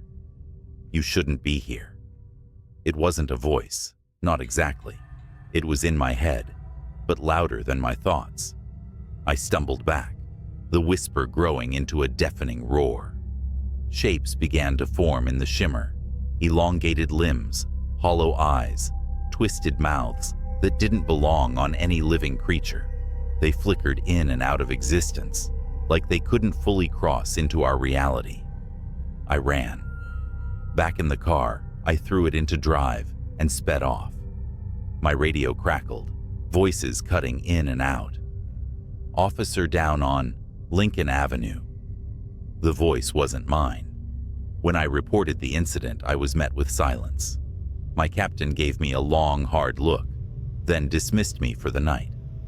2 days later, I was called into his office. He handed me a file labeled Classified Tartarus Division. Inside were grainy stills from security footage, the woman I'd seen that night, the shimmer, and other images, faces contorted in terror, bodies suspended in midair, shadows that didn't belong to anything human. He said only one thing: "You didn't see anything." I didn't sleep that night. Instead, I combed through the Tartarus file in secret. There were names of other officers, all with eerily similar accounts, all sworn to silence. A few had gone missing. That's when I found the recording. It was from a patrol car on Lincoln Avenue, time-stamped 5 years ago. The dash cam footage showed an empty street at first. Then, the shimmer appeared. The car's engine revved, but the officer never escaped. The shimmer enveloped the vehicle, and within seconds, the footage cut to static. The officer was never found. I requested a transfer the next day. Now, years later, I'm hundreds of miles away from Lincoln Avenue, but the whispers still haunt me. Sometimes when it's quiet, I'll hear the hum, faint but unmistakable. I've learned to ignore it. But if you ever find yourself driving down Lincoln Avenue late at night, and the air feels heavy, like it's pressing down on your chest, don't stop. Whatever you do, don't stop. The first time I saw her was through the cracked screen of a police body cam. "Dispatch, suspect unarmed but acting erratic," the officer muttered as his footsteps echoed down the shadowed alley, his breath clouded in the frigid night air. Every exhale, a whisper of tension.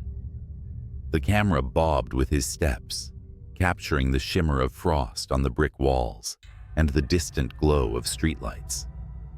Then she appeared. She was crouched by a dumpster, her back to the officer, swaying ever so slightly like she was listening to music only she could hear. Her hair, long and dark, clung to her like seaweed on a corpse. The officer called out, his voice steady but sharp. "Ma'am, this is the police. Are you all right?" She didn't turn around. Instead, she raised a single hand, a pale skeletal thing with fingers too long, almost insect-like, and scratched the air. Slowly, methodically, like she was carving something unseen into the fabric of the night. "Ma'am," the officer repeated, more urgent now. He stepped closer, boots crunching on broken glass. That's when she moved. She didn't stand or turn around.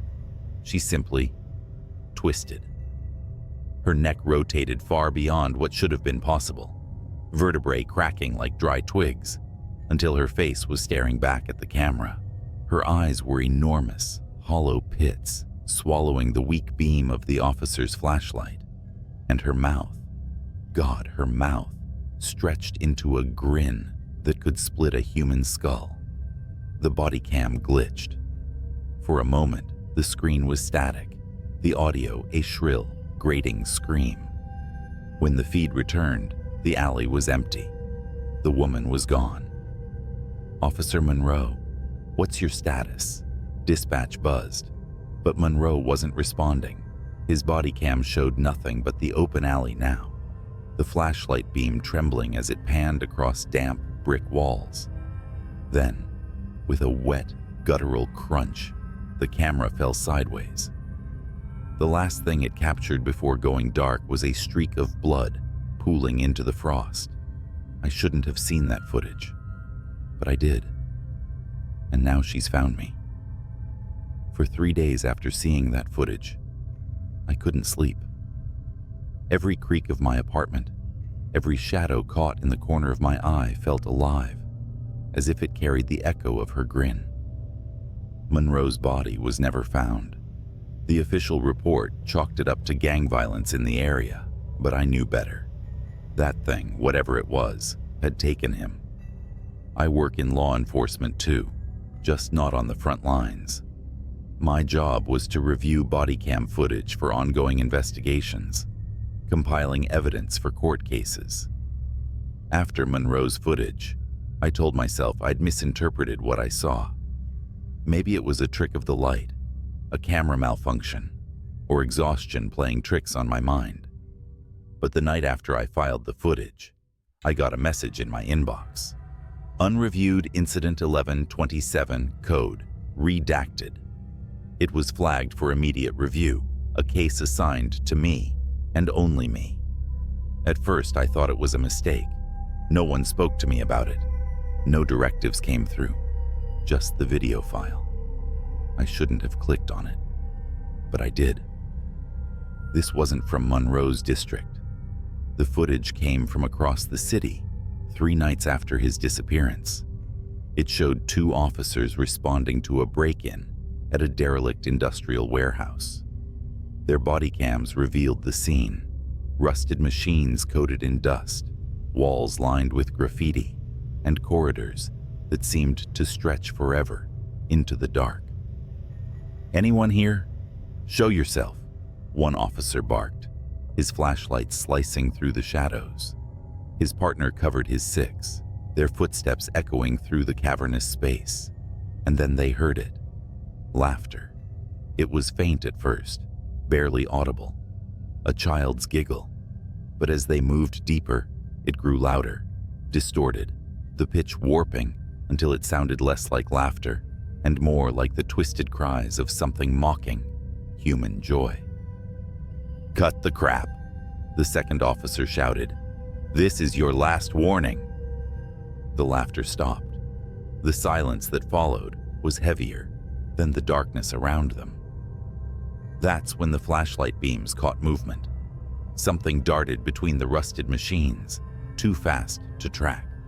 The officers shouted, raising their weapons, but it was no use. The thing emerged, not running, but crawling, limbs too long, joints bending the wrong way. It skittered toward them with impossible speed, its hollow eyes reflecting the light like mirrors. One officer fired. The gunshots echoed, deafening in the emptiness. The creature stopped, crouched on all fours, and cocked its head. It didn't bleed. It didn't fall. It simply stared, grinning that same skull-splitting grin. Then it lunged. The camera feed erupted into chaos. Flashes of limbs, screams, static. The footage ended abruptly. I shut my laptop, heart pounding. My apartment felt suffocatingly quiet. Too quiet. And then I heard it. A faint scratching noise. At first I thought it was coming from the walls, maybe rats or the old pipes. But as I sat there frozen, I realized it wasn't the walls. It was my window. I turned slowly. The blinds were drawn, but I could see the silhouette behind them. Something tall, with fingers too long, was tracing patterns in the glass. Slowly, methodically. I don't know how long I sat there, paralyzed, staring at that shadow. Minutes. Hours. Finally, I mustered the courage to reach for my phone. My fingers trembled as I dialed 911. 911? What's your emergency? There's someone outside my window, I whispered. Can you describe them? The scratching stopped. The blinds fluttered, as if touched by a faint breeze. Then slowly, they began to part. No, I stammered. No. Sir, are you there? Sir? It was her. That face. That impossible grin. Her hollow eyes bore into mine as she pressed her palms flat against the glass, her nails scraping in a slow, deliberate rhythm. She leaned closer, her grin widening, until the corners of her mouth began to tear. I dropped the phone. I don't remember what happened next. One moment I was in my living room. The next I was sprinting down the fire escape, barefoot and half-dressed, into the freezing night. I didn't stop until I reached the nearest precinct, pounding on the doors like a lunatic. When they finally let me in, I tried to explain what I'd seen, but no one believed me. The footage from Monroe's body cam, gone. The unreviewed file, deleted from the system. They pulled up my personnel file and flagged me for mental health evaluation. I quit the next day. Now I'm writing this from a motel on the edge of town, lights blazing, a chair propped against the door. I don't think it'll matter. Wherever I go, she'll find me. If you're reading this and you work with police footage, take my advice. Don't click on anything marked redacted. And if you ever hear laughter in the dark, run. Don't look back, because no matter how fast you run, she'll be faster. It was just past midnight when my phone buzzed. The caller ID flashed restricted, but something about the timing felt off. I was home alone, sprawled on the couch with a half-empty beer and some late-night TV reruns. The sound of the phone ringing in the quiet room was like a scream. I hesitated but answered anyway. Hello? A voice, frantic and low, whispered, "Are you home? Lock your doors. Now." I froze, every muscle in my body tightening. Who is this? The line clicked dead. Normally I'd brush it off as a prank call or some weirdo, but the tone, that panicked edge, stuck with me. I stood up, every creak of the floor making me flinch, and went to the front door. It was already locked, but I double-checked. Windows, secure, back door, latched tight, satisfied. I sat back down, laughing nervously to myself. Then I saw the police cruiser pull into my driveway. The patrol car's lights weren't flashing, but its mere presence was enough to make my stomach churn. A tall officer stepped out, his silhouette sharp against the dim porch light. He knocked twice, and I debated for half a second whether to open it. "Mister?" His voice carried through the door. I answered cautiously, opening it just enough to meet his eyes. "Yeah? Something wrong?" "We received a report of suspicious activity in the area," he said. His voice was calm, almost rehearsed, but something in his eyes. It wasn't just concern. It was fear. "Have you seen or heard anything unusual tonight?" Well, I got a weird phone call a few minutes ago," I admitted. "Told me to lock my doors." The officer nodded, his hand resting lightly on his holstered gun. "May I come in?" Something in me screamed not to let him, but he was a cop. What else could I do? "Yeah, sure." As soon as he stepped in, I noticed the tension in his shoulders. He was scanning the room like he expected someone or something to leap out at any moment. "What's this about?" I asked, trying to mask my growing unease. He hesitated, then motioned toward the living room. "Can we sit? I'll explain everything." We sat. He didn't take off his hat, didn't relax. Instead, he leaned forward, resting his elbows on his knees, and lowered his voice. "There's been an incident nearby. I need to ask. Have you noticed anything strange in the past week? People following you? Strange vehicles parked outside?" My heart skipped a beat. "No, nothing like that. What kind of incident are we talking about?" He glanced toward the window, then back at me. "A break-in." But it's more complicated than that. The suspect might still be in the area. I felt the weight of his words settle like a lead blanket. Before I could press for details, the police radio clipped to his shoulder crackled to life. Unit 47, report.